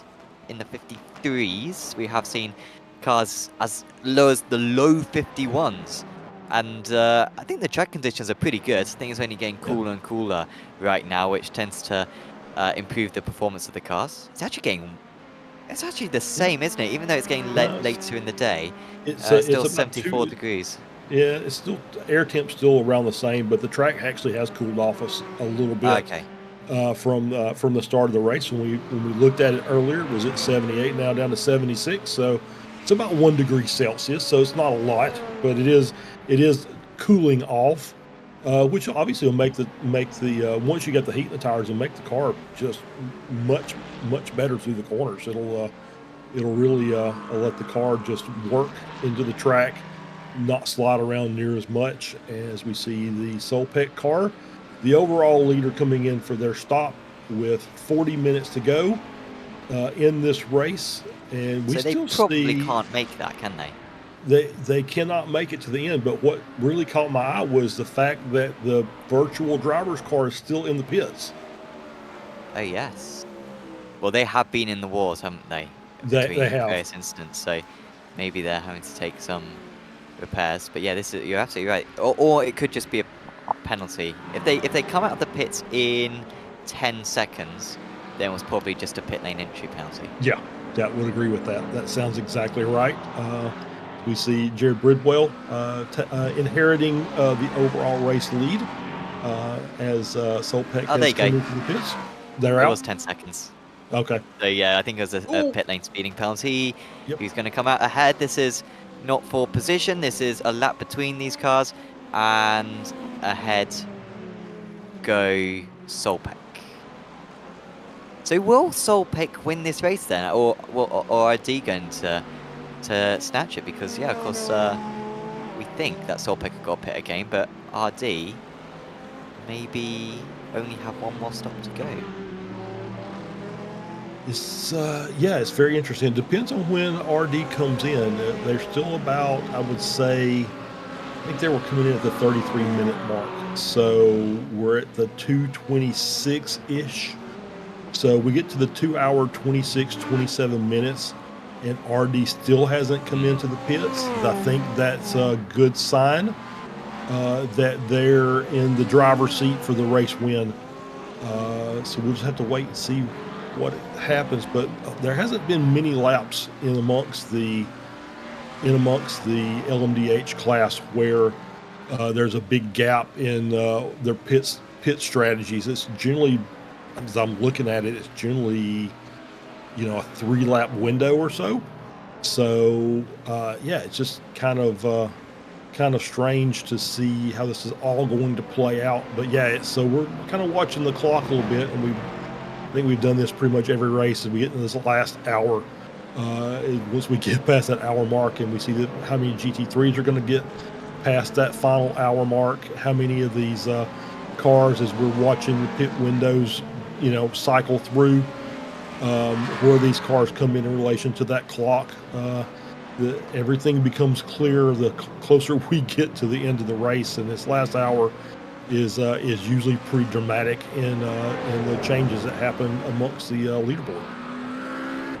ArcTV letting us know in chat that they're struggling with tyres. They're still doing pretty well, Arc Esports, up in 4th place in the LMP2s. But those tyres worse the wear, it seems like. So they'll be glad to get them off. Of course, yeah, hopefully they've got a new set of tyres still to go. Let us know, ArcTV, if you've still got those tyres to run for the final stint, or whether you've saved a set of tyres for the last pit stop, because yeah, 4 stints in those LMP2s, but only 3 sets of tyres. So one of those stints you have to do a very long period of time, an hour and a half on a set of tyres in the LMP2s, and I have driven the LMP2s quite a bit, and I would not fancy that one moment. Pneumatic barely had a bare Pope. These guys barely similarly matched as RD come into the pits on lap 80. So yeah, they're basically doing 20 laps per stint, RD. So if anyone can get a calculator out and figure out how many laps you do in a 3-hour race around here, that would be useful, because they're on the cusp. I mean, 36 minutes to go. I don't know if you can if you can make that or not. That seems like a bridge too far, in my opinion, just based on what we've seen during the course of this race, where I think 34 minutes was about the max that I've seen any car in that LMDH class be able to run on their fuel. So I guess is it possible?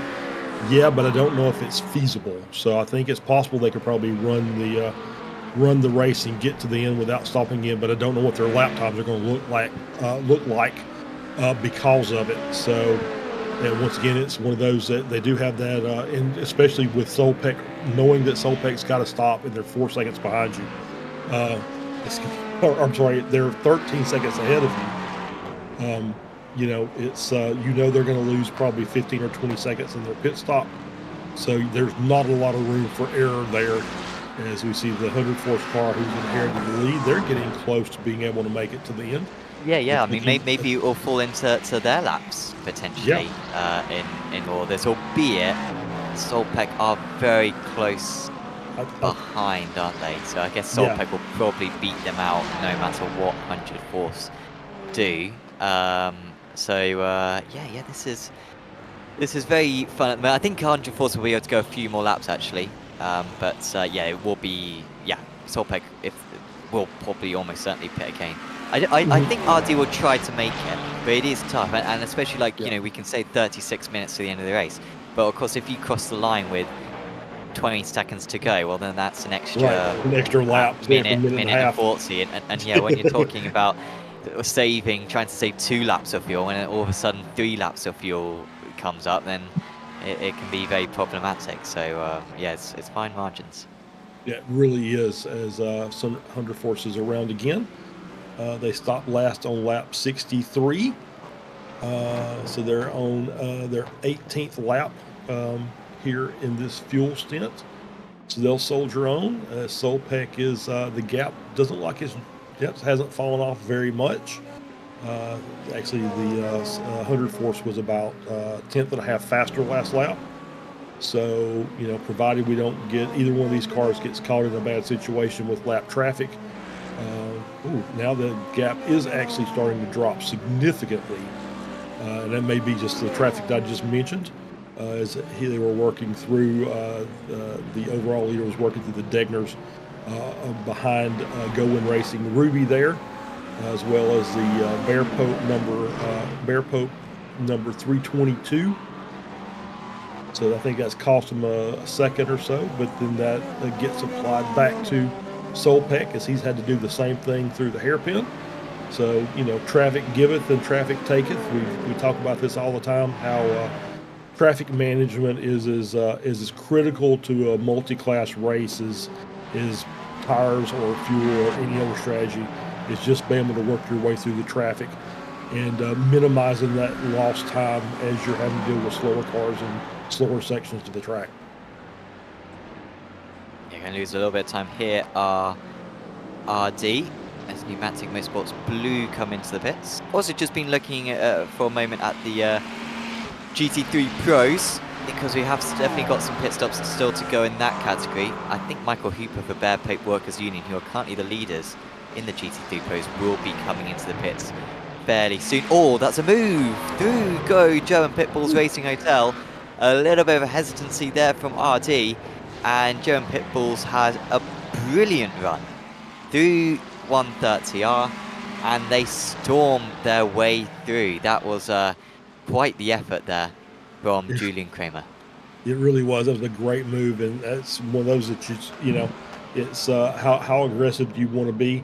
I think maybe they call it RD sleeping just a little bit. RD was content to kind of ride behind and prep for the pass, and in the right place at the right time for German Pit Bulls, as they just said, you know what, we can go full chat through here and slip in this slot, and that's exactly what they did. So well done for them. Pick up the overall podium, and just ahead of RD, and that is the closest battle amongst the LMDH cars as of right now. And I don't know if it's just the traffic for RD. You could see on that previous lap that the traffic was bad, but they do seem to be going quite slowly. Lost almost 4 seconds to Solpeck on that last lap. So maybe they are doing a little bit of that fuel saving that we were mentioning before. This isn't a good spot. Everyone getting boxed in, got to hesitate. So of course Solpeck now will lose a bit of time for themselves. And this is right on the tail of our leaders, actually 104. So you remember, do have to come into the pits within the next few laps. I think it will be on this lap that they come into the pits. Will they duck in? Yes, so that's it. If anything, they'll probably be regretting not coming in, and maybe in one lap even earlier to get out of that traffic. But maybe at least they're not going to have to fuel save to the end of the race. So they'll be. This is like the one team that we're like, yes, that they definitely don't need to pit again. They're definitely going to be safe to the end of the race. So they'll come to a stop, and that will be it for them. Henrikas Kleperkas gets out the car, and Nicholas Maynard gets in. There we go, as Solpeck has regained the lead, 16 seconds over German Pit Bulls. RD Sim Sport just a couple seconds back. As we mentioned, we feel like all these cars have still got to stop again. I think we know that 100 Force, with that last stop, will be able to make it to the end, I think, relatively easily. So it just depends on what kind of where he's going to be, and he's in a battle right now with Team FFSR. He just passed them to take P5. So we'll see how that all plays out. Like I said, we've still got 30 minutes left in this race. We still know that there are cars that have to stop, so that's going to shuffle the order up. And it's going to make these gaps that seem like they're insurmountable much tighter before this is all said and done. So I do want to take a minute as we're in the last half hour and mention a couple of our sponsors. Penguin RC, who is a title sponsor for the series. RC, started as an RC superstore. Has migrated their business and added sim racing equipment. Fantastic items on their website, Penguin RC, and obviously the 5th year as we see battles into the Casio Triangle between ARC Motorsports and Longhorn Racing. Penguin in their 5th consecutive year of sponsorship for the iRTES. been a staple of the series, provided tremendous support and prizes for our teams and drivers over the year. For this year, offering prize packages valued over $1,500. And we're very happy to have them on board with us and help them to sponsor this series, to put on this fine league. Obviously, these cars, as well as the fact that the Penguin has got a couple of cars on the track as well. So it's great to have them on board with us and enjoying the fact that they can help bring this fantastic racing to everybody out there. And also, we want to mention Moradness.com. Obviously, Dan Morad, this is his pride and joy of what we call athleisure wear, sim racing wear as well. Jerseys, gloves, socks, fantastic design work. Dan puts a lot of effort into coming up with some tremendous products to show up on his website. Dan and Jess, his partner, obviously amazing people. Had a chance to meet them at Sebring a couple years ago. They also have a car on there, Craig Bray, just coming out of the pits. So we thank Moradness.com as well. Have one of his hats, one of his signed hats hanging up on my hat rack. So I'm happy to know him, as well as I'm happy that they've got Moradness.com as an affiliate sponsor of this event as well. So I think I want to say thank you to CMS and all the sponsors. And sorry if I butchered your advertisements, but hey, I'm new at this, so give me some slack. So there are links to them, by the way, in the or a couple indeed. of links to them in the description below, certainly to CMS and SimRace 24/7. So yeah, do check out all of their products, and yeah, big thanks to them for supporting sim racing and yeah, allowing these broadcasts to happen. But yeah, I'm looking at the timing tower now, Charles, and there's not a whole lot of battles going on out there. We've got now 26 minutes to go in this race. And, oh yeah, not sure if we mentioned it before, maybe we did see it, but Bear Pope Workers Union came into the pits from the lead of the GT3s. So we've now got Hyperion Racing number 3 and Hyperion Racing as the top 2 in the GT3 Pro category, but that could change. Hyperion 3 will struggle to get to the end of the race, well, almost certainly won't get to the end of the race. Hyperion Racing will struggle to get to the end of the race as well. So it's still possible for Bear Pope Workers Union to maybe win out. So really any one of those top 3 in the GT3 Pros could still win this race, even though there's a bit of a sizable gap between a few of them. Yeah, absolutely. It's, this is the calm before the storm.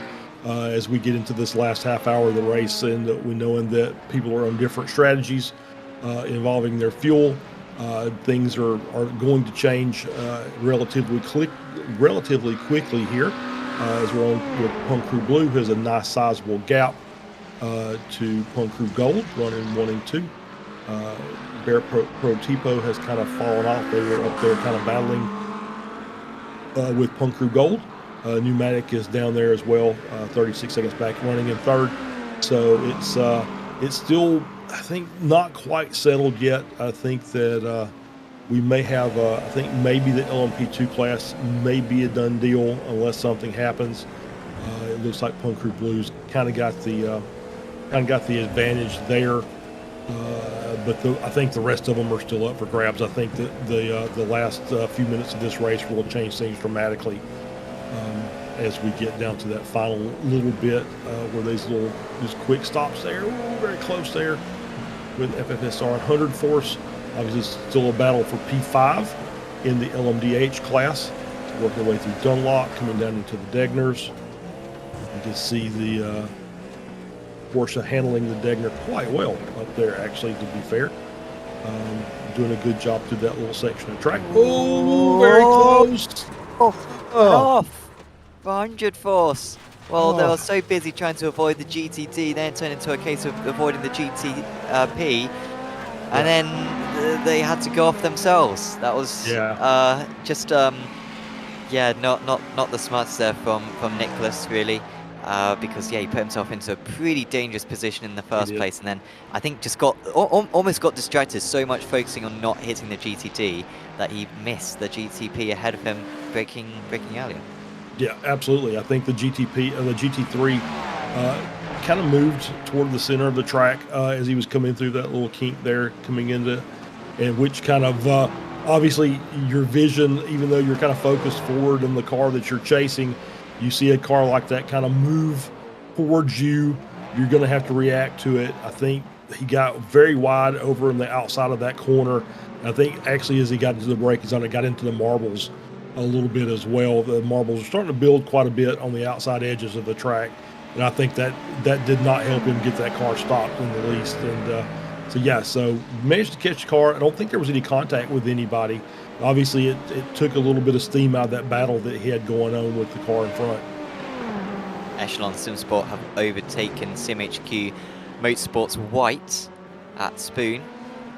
So, that's good news for Mike Gallant. Of course, they were quite far off the back of the field earlier on, were Echelon, but they will be going to the end of the race. Could they get any more places?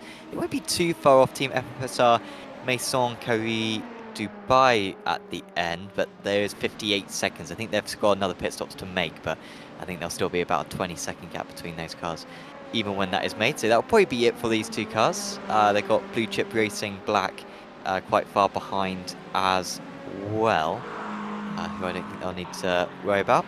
Is the Hyperion Racing 3 car pitting on lap 54. Anyone in chat who knows exactly what the strat is for Hyperion Racing, let us know. But we did see Heiberger for Hyperion Racing, the second place car. Ooh. Oh, we've got to spin around. It's David Mundonka for Solpec 111. And that is bad news for them. Is that the one going for the championship in... No, that's the 113, sorry, going for the championship. The 111 is in 10th place in the championship. But, they've lost some time there. They've lost at least one place as well to Bear Paper Jure. Yep, and that's in coming out of Degner, too. It was another one of those spots that pitches drivers out frequently. My guess is that's probably something we've seen before, probably just that spin on the outside. I don't think he hit the wall. I think he was able to catch it before he made contact with any of the barriers. And, there's a spin on the outside, but I definitely see looks like tracks coming from the opposite side of the track. So something very similar there is or is he? Oh no, he was already off from the outside. So yeah, he lost it early, didn't he? Yeah, he did. Yeah, so coming through one, and then as we're coming down, slowing down for two. Oh, he just over rotated into the corner and looped the car around. So before he could get back on throttle, he was already kind of losing the rear. Then spins it again, trying to get it righted, which is a frustrating thing to happen as he comes into the pits now. Which I think everybody who's driven iRacing has probably done that before. It's just in frustration and in hurriedness to try and get the car right and get going again. You end up just too much throttle application and spinning the car around. Going to be a drive, though. I guess he's gone over the instant limit, has he? Now. Yep. I would guess so.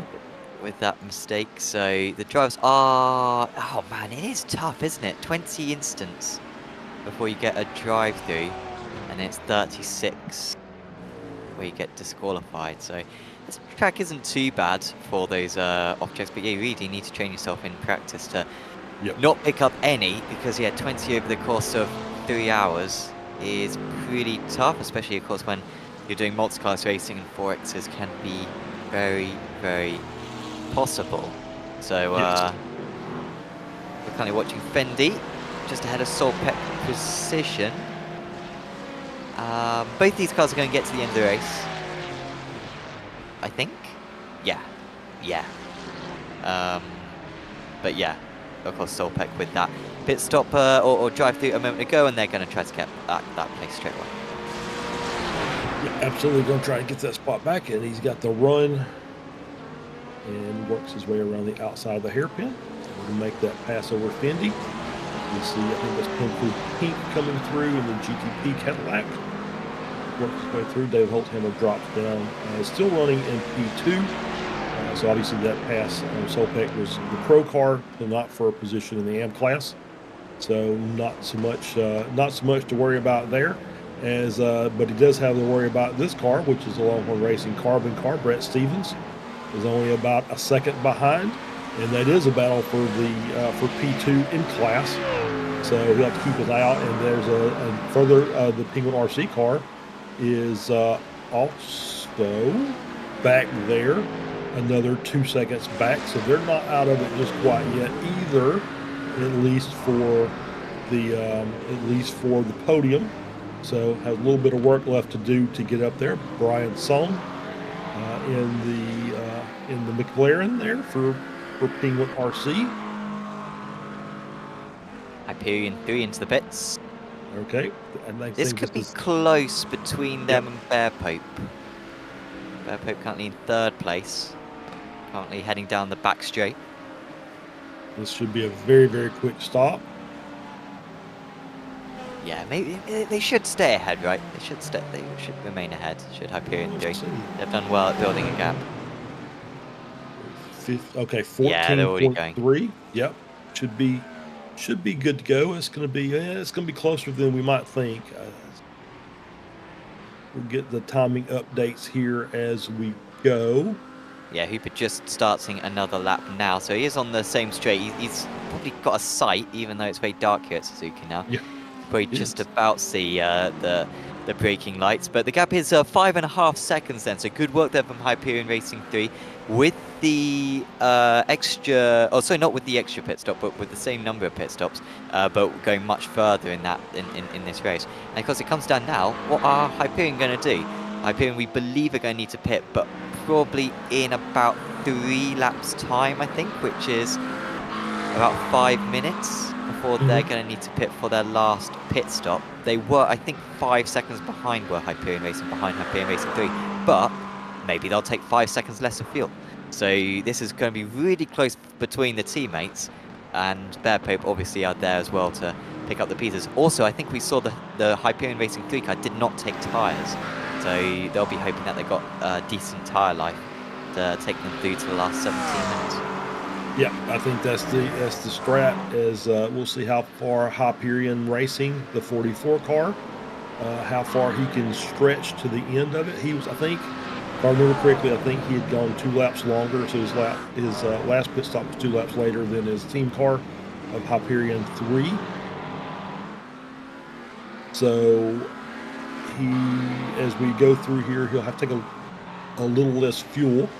So every second counts when this final pit stop comes up. If he can make it, that'd be a big win for him. I don't think he can. Just kind of looking at the numbers here, he's on lap. His last lap was, or the last pit stop was on lap 56. He's on lap 80 now. That's 24. I think general rule of thumb is about 30. So 28 to 30. Yeah, I think 28. For the GT3. Yeah. I guess they did 28 first stint, and then 56 the second stint, and then 84. Is that maths? Yep. That's maths. That's maths. Yeah, so maybe three more laps, maybe. Oh, spin! Sure. Oh, and into the wall for Solpeck Precision 113 was that. And I was just going to say, we've got an interesting battle for the championship. And between the Sonic and the Solpeck car, was it the 113 that went into the wall? Well, they're not coming into the pits, or was it a different car? They've certainly lost some time there, but I feel like it may have been another car who hit the wall, and Solpeck just had to slow in response.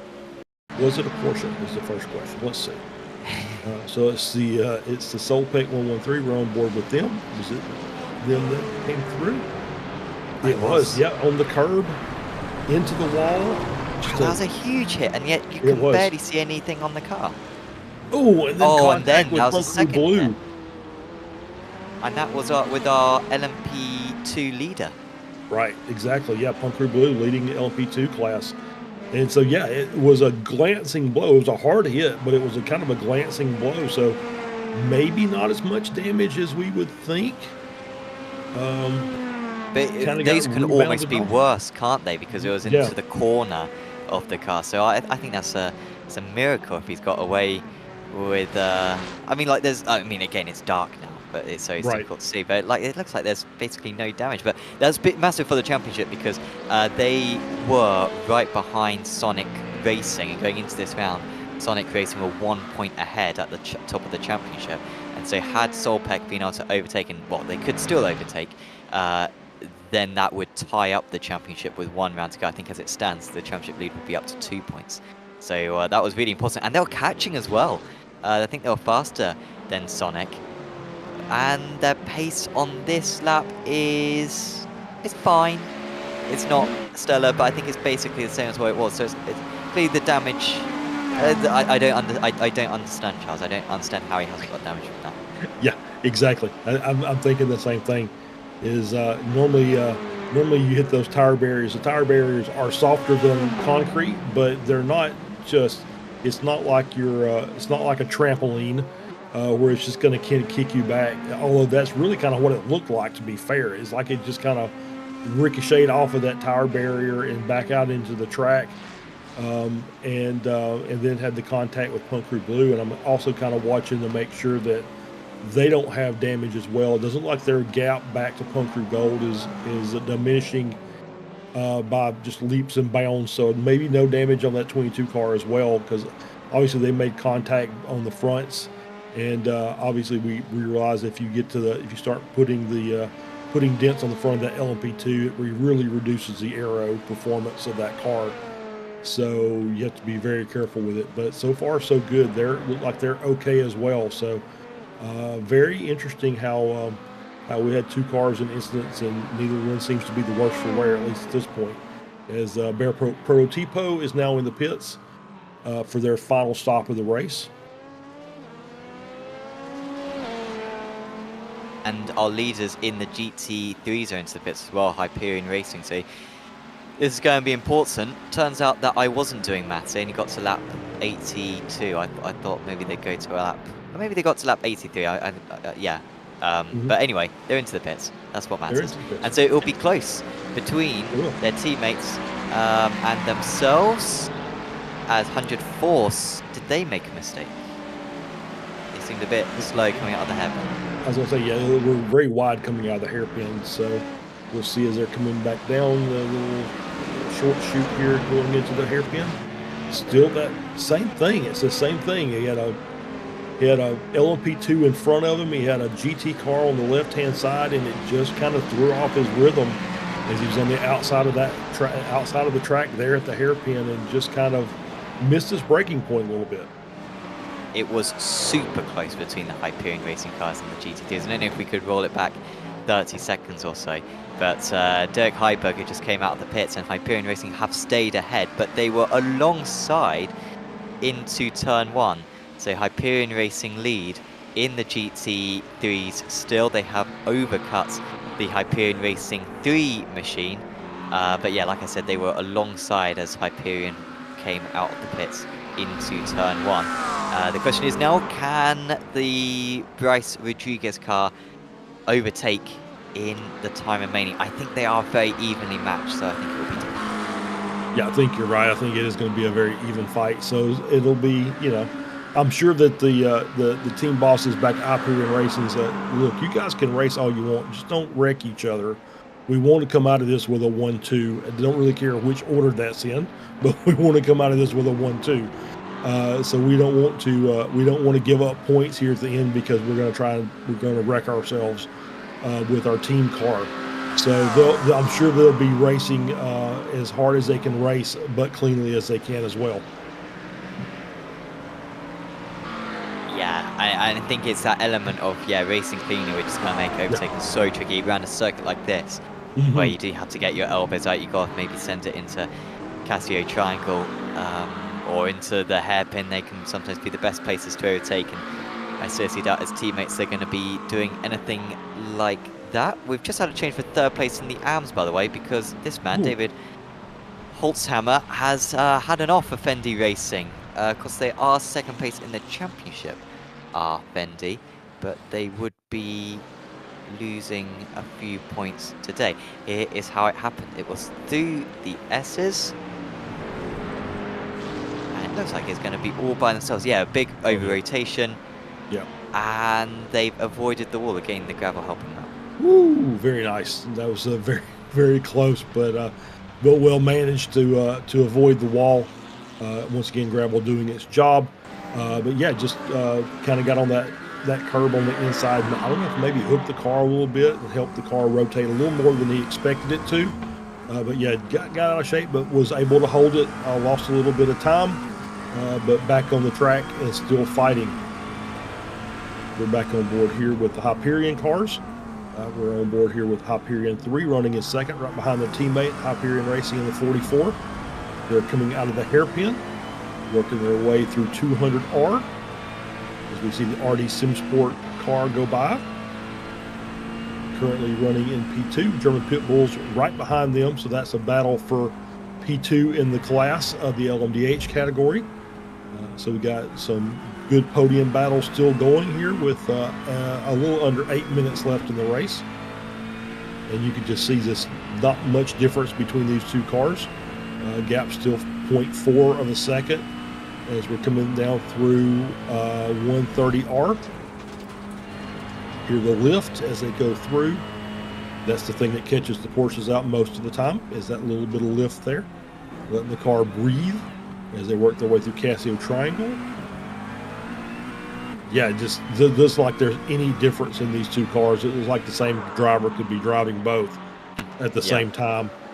Just, you know, no real change in gaps in any corner or down the straightaway, which is normally what you would expect when you've got two team cars, similar driver profiles, both running probably the same setup.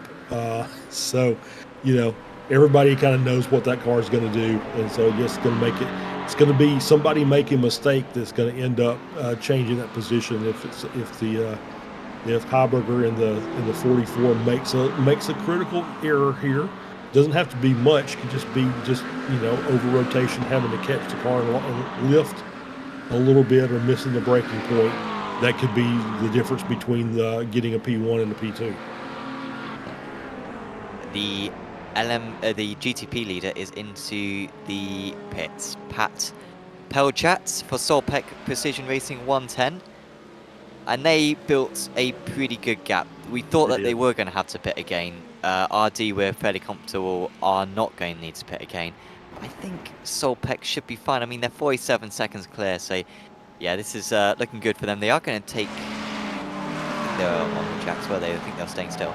German Pitbulls Racing Hotel, very close to the back of RD SimSport 2, who I don't think have had great pace necessarily towards the end of this race.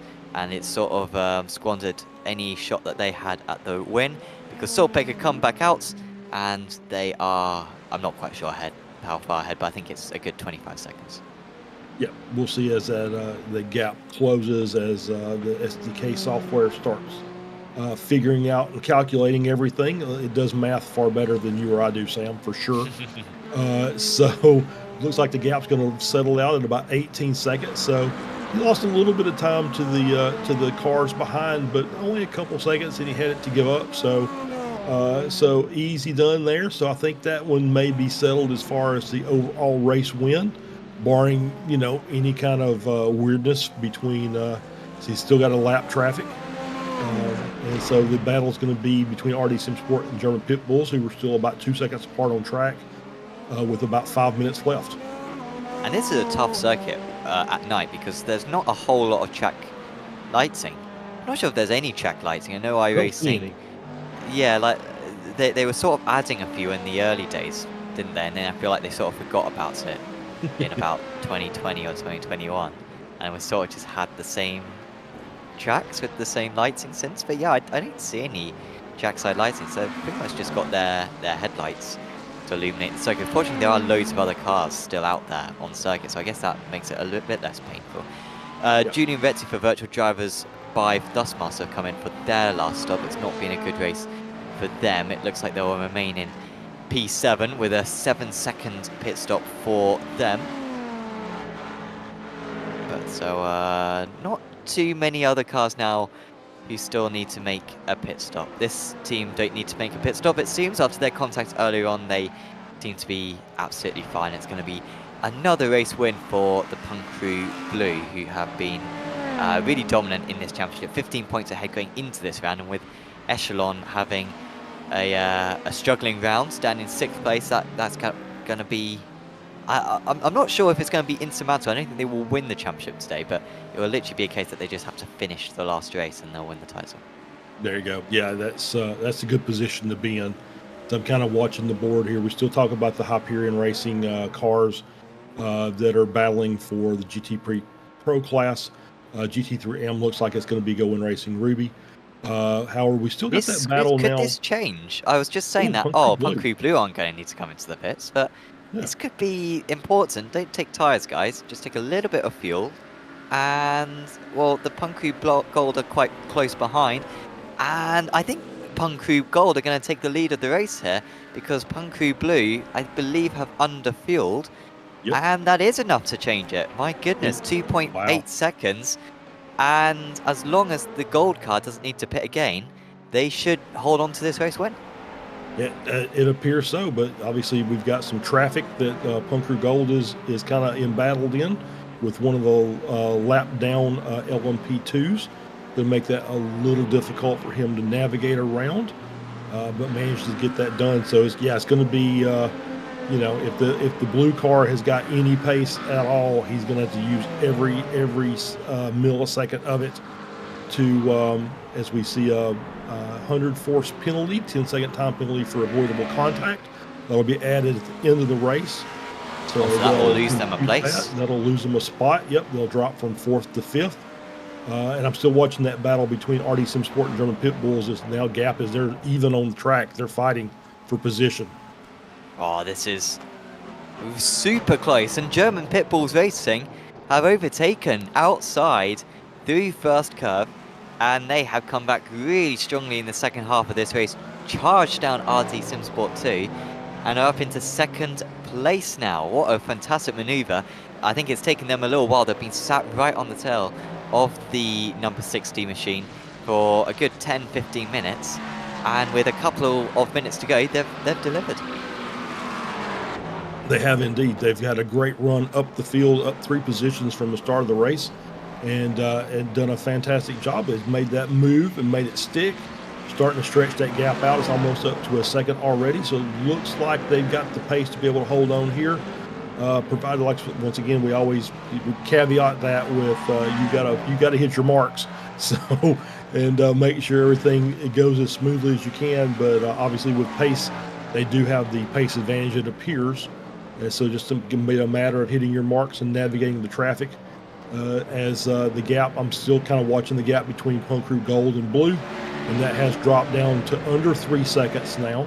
So Punk Crew Blue is trying to make a charge to get that position back before the end of the race. As you see them navigating around the 2 Hyperion cars that are leading the GT3 Pro class. Lewis Clark doing everything he can do to get back up to challenge their sister team in the gold car. As you see the 2 Hyperion McLarens. I can't remember if we thought that the blue car was going to need to pit again. I guess they did. I guess they were coming in quite early, weren't they? Was they the team who pitted with 36 minutes to go? I think so. Yep, I think that's right. We weren't quite sure. But the lead. So these guys still got a lap and a half to go. So honestly, I wouldn't be shocked if maybe Punk Crew Gold had to pit again. Maybe they're just surprised that, the extra lap has been forced for them. This will be like lap 23 or something in this stint. So I think they've been doing 24 lap stints so far in this race. So yeah, we'll see. Brian Stone is going... Is this normal?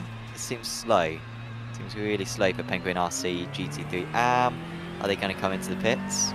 No, I think they're really short on fuel though. Really short on fuel. Down out of 130R. They've got 20 seconds to play with to Lunatic. This is really slow. Like this is almost like just pit on with 1 lap to go type of slow. Like this is crawling. Yeah, let's see where he is in relation to the overall. As the leader's going to come to the checkered flag, by the way. Yep. So if he's coming to the checkered flag, then yeah, maybe he kind of hoping that he was going to get eclipsed by the leader before the flag, so he wouldn't have to take the extra lap. But Solpec Precision Racing 110 gets the race win. So congratulations to them. Holds off the rest of the field. Great run from some of the other cars in there. And obviously, you know, they had a little bit of luck on their side. I think some of the cars maybe shot themselves in the foot, to use a term. German Pit Bulls Racing finishing in second. RD Sport just behind in third, a 4-second gap or so. 104 CRF should come in fourth and fifth. And 104 has, as we're on board. And Brian Sohn is out of fuel. I don't understand why he didn't pit with 1 lap to go. But, I mean, I guess he's only going to lose 1 place, right? Because everyone else got lapped. But he did lose a place to Lunatic, so that'll be the end for him. Who else has still got to finish? We've still got both of our class leaders lower down. And it looks good for Goen Racing Ruby. They are going to win in the amateurs. They beat out Longhorn Racing for the top spot there. In the LMP2s will be the next to cross the line. And it looks good for Punk Crew Gold. It wasn't looking good for them with, well, pretty much for 2 hours and 58 minutes in terms of winning the race. But the blue car had to take 1 extra pit stop with a couple of laps to go. And it's the gold car who get the glory today. Whilst their teammates will undoubtedly win the title, the gold car do get a bit of glory right there. And in the GT3 Pros, it's going to be a great finish for Hyperion Racing. And it is Hyperion Racing 44 who beat out the 104 car by just a second in the end. It pretty much came down to hundredths of a second on pit lane exit. And Derek Heiberger performing really well over that final sort of hour 20 of the race to get it. And Bear Pope Workers Union with a slightly different strategy, albeit definitely the 3-stop was the way to go in the end. Very few drivers made it to the end with just 2-stop. They finish in a close 3rd place, 12 seconds back in the end.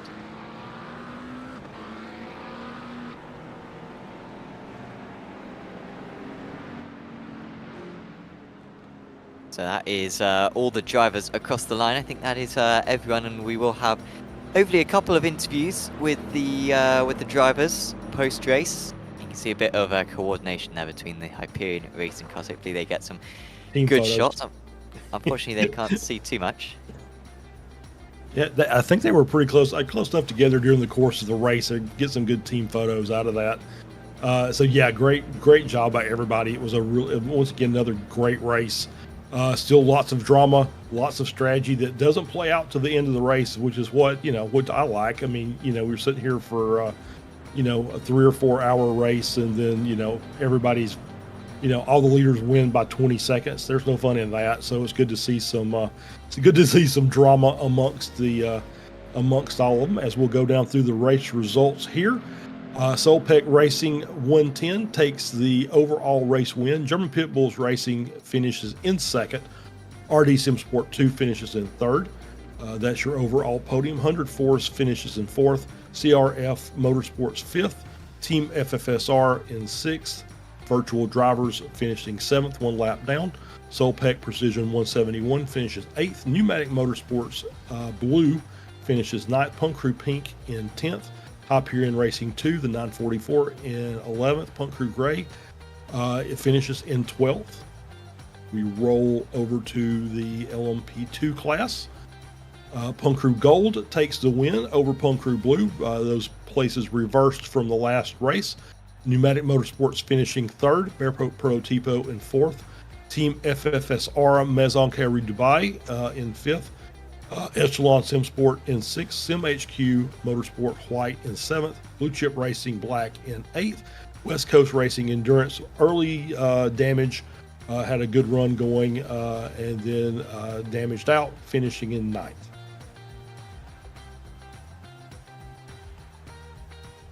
And GT3 Pro, Hyperion Racing, the 44 car takes the race win. Hyperion Racing 104 takes in P2. Bear Pope Workers Union takes third. Sonic Racing Team fourth. ARC Motorsports Pro takes fifth. Solpec Precision Racing 113 taking sixth. RD Sim Sport 3 seventh. Bear Pope Enduro taking 8th, Solpec Precision Racing 111 in 9th. PCA Sim Racing rounds out your top 10, Tectonic in 11th. Penguin RC Pro finishing 12th. CRF Motorsports rounds out your 13-car GT3 Pro class. And finally, last but not least, in the GT3 AMS, we have Go Win Racing Ruby with another race win. Longhorn Racing Carbon finishing in 2nd. Fendi Racing 383 Ferrari finishing in 3rd. Lunatic Racing in 4th. Penguin RC Amcar finishing 5th. CMS Racing Titanium finishing 6th. Go Win Racing Sapphire in 7th. Solpec Precision Racing 112 in 8th. Longhorn Racing Chrome in 9th. Bear Pope Zero in 10th. CMS Racing Endurance in 11th. Moradness M Squad in 12th. Punk Creek White in 13th. Back Painted Eye Strain finishing out 14th after early drama with their car. And that is your overall race results. And we'll see if we do have some drivers in the interview waiting room. And Sam, I'm going to let you go ahead and just take a pick, and we'll bring them in, and we'll let you start with the interviews.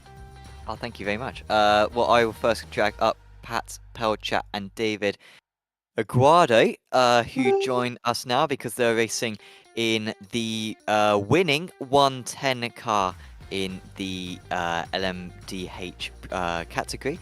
Congratulations, guys. That is a pretty monumental result for both of you. Pat, how did it feel in that last hour 15? Because at least on our side, we weren't quite sure where everyone was when it came to the strategy until you came out of the pits for that last splash and dash.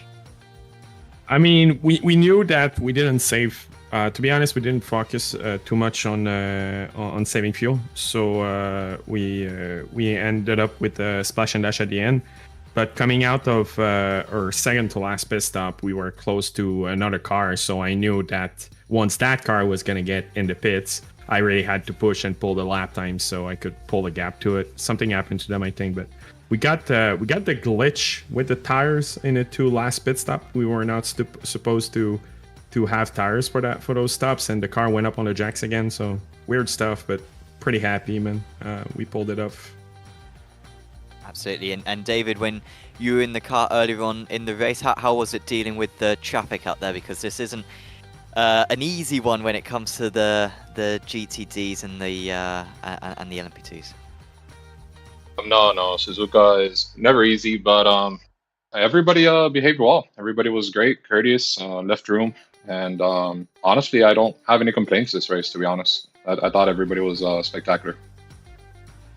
That is very good to hear. Of course, you guys came into the race 10th in the championship. This will promote you up. I mean, maybe even as high as 5th, perhaps. Are you guys focusing on the championship at all going into the final round of the season, or are you just hoping to get one more race win? I mean, if we look at if we don't look at the final result or just like our overall pace and qualifying and just pace overall, I honestly would be probably leading this championship. We got some terrible luck at Aragon and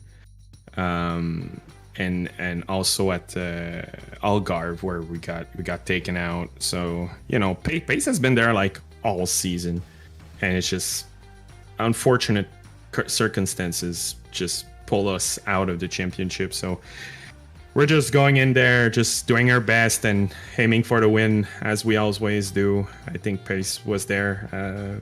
I don't know how you're seeing this, David, but I think that's pretty much it. I mean, I kind of joined late in the season. Algarve was my first race, and like Pat said, we got some bad luck that race, but that's just part of racing. It happens, and I guess we'll aim to take it race by race, and we'll do our best, give it our best shot in NERB, and if we get the W and that leads to anything, then so be it. We'll take it. Well, you're certainly giving yourselves a decent chance. I was looking ahead of a few of the other teams ahead of you, like Tenuto, for example, and you might clear them. So maybe up into 4th place in the championship even after today. So that's really good work from you both.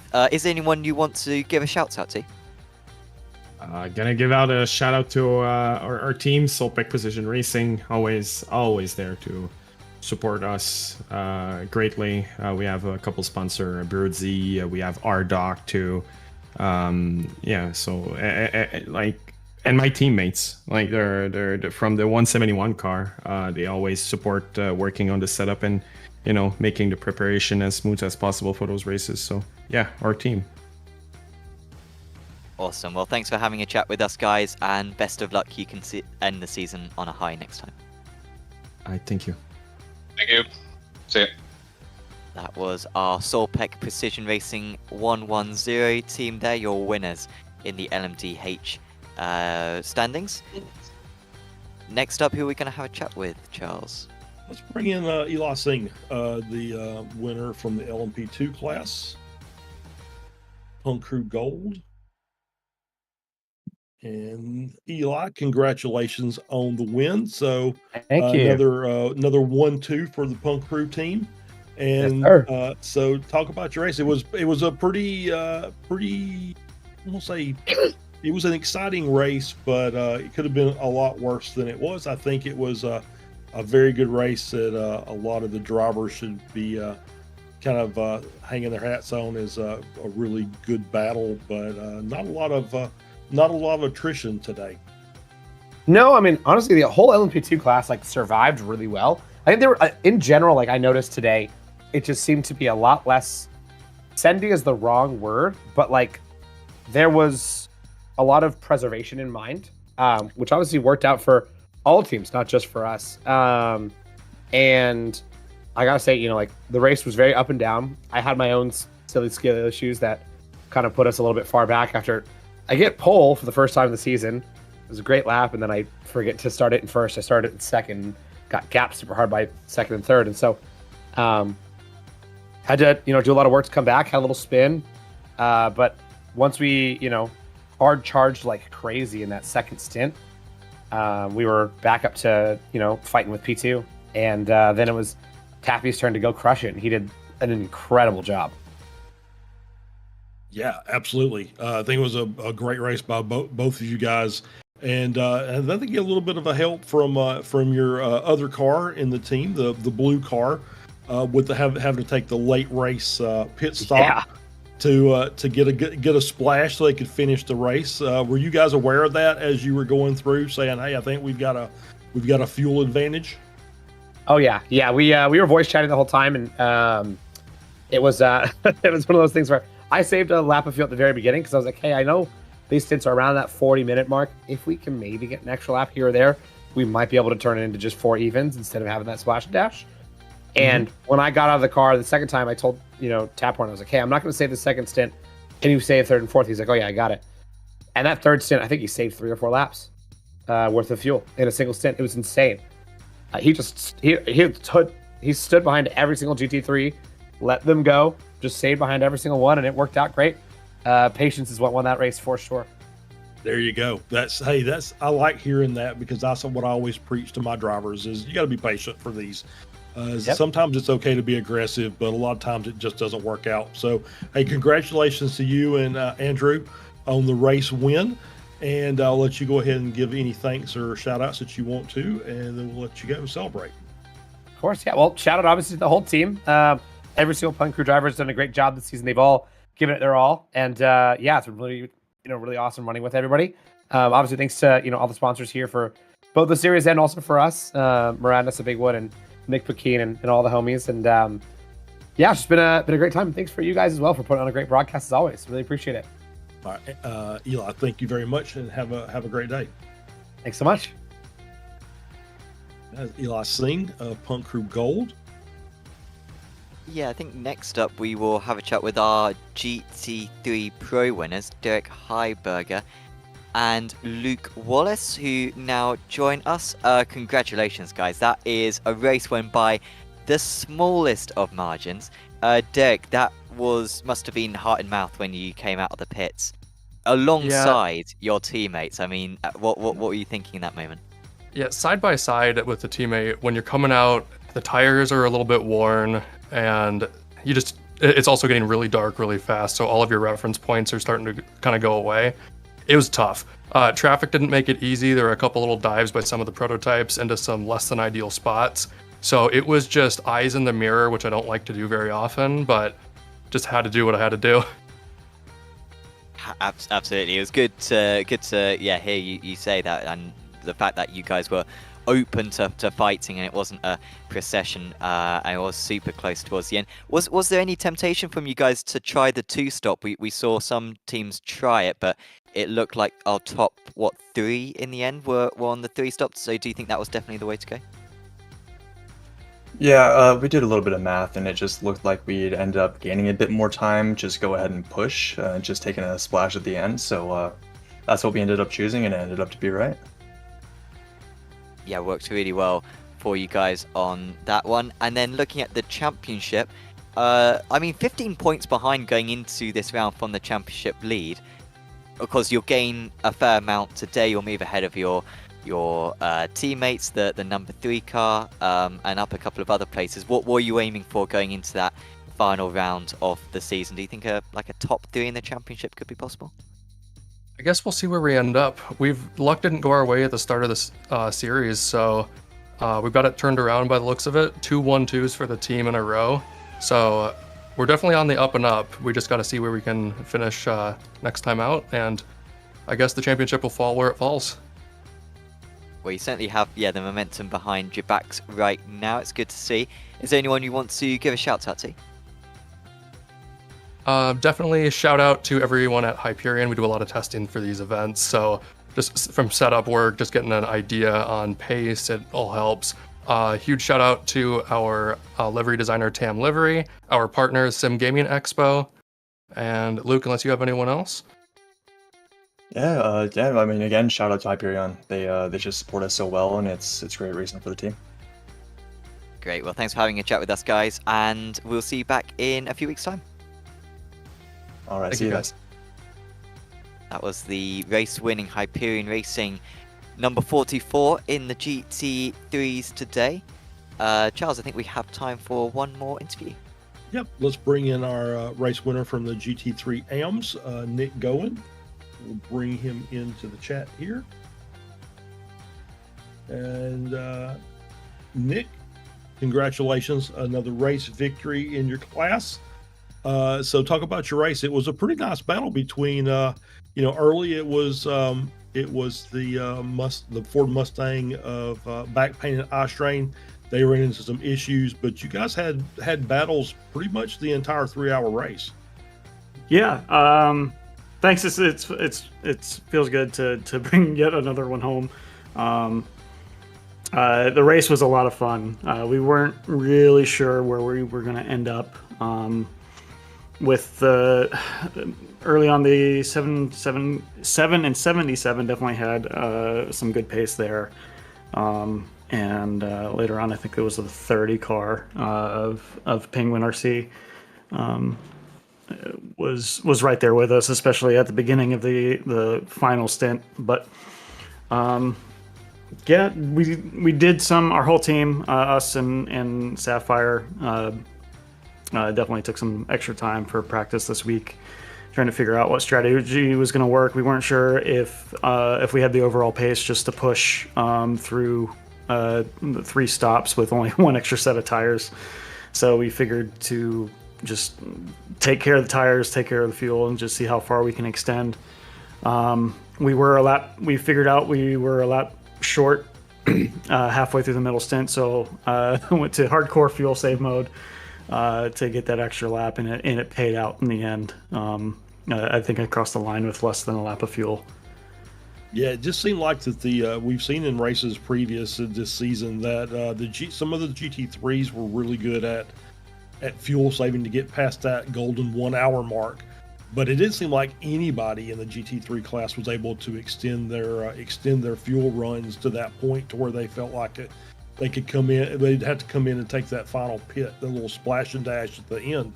Is that what you were kind of seeing as well? Just you kind of figured it out early that there's just not a lot of good places to fuel save here on this track? Yeah, it's a very flowy track, and just trying to hit that magical hour mark per stint was a little harder for a track like this, especially one that eats tires and only 1 extra set. So trying to be fast and fuel efficient is very difficult. But I think it just worked out. I mean, we calculated like what a quick stop just for a splash and dash would go, and as long as we were able to maintain less than that delta to the cars in front of us that were pushing harder, I mean, I felt we knew it was going to be close, but we didn't know how it was going to pan out. And as soon as the 30 car pit a lap ahead of us, it's like I knew we were going to be in a good spot. Whether it was going to be the win or not, I don't know, but I think we felt pretty good about a podium at that point. All right, well, Dick, congratulations. We'll let you give any thanks or shout outs that you'd like to, and then we'll let you go celebrate your victory. I appreciate it. Thank you to the rest of the team. Both cars, Ruby and Sapphire, Chip Michaels, Matthew Rice, and Eugene, my co-driver today. And thank you guys for doing the broadcast, and all the sponsors that help us or help you guys make it happen. All right, Nick, thank you. Congratulations. Thank you. And that was Nick Gowen of Gowen Racing Ruby.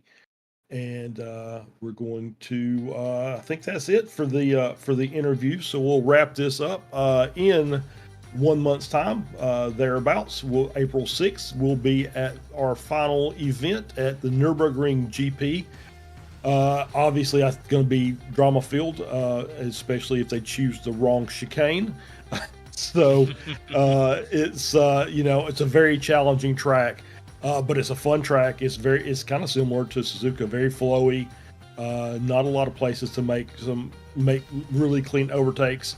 But is one of my favorites, actually, to be honest. I really like driving that track.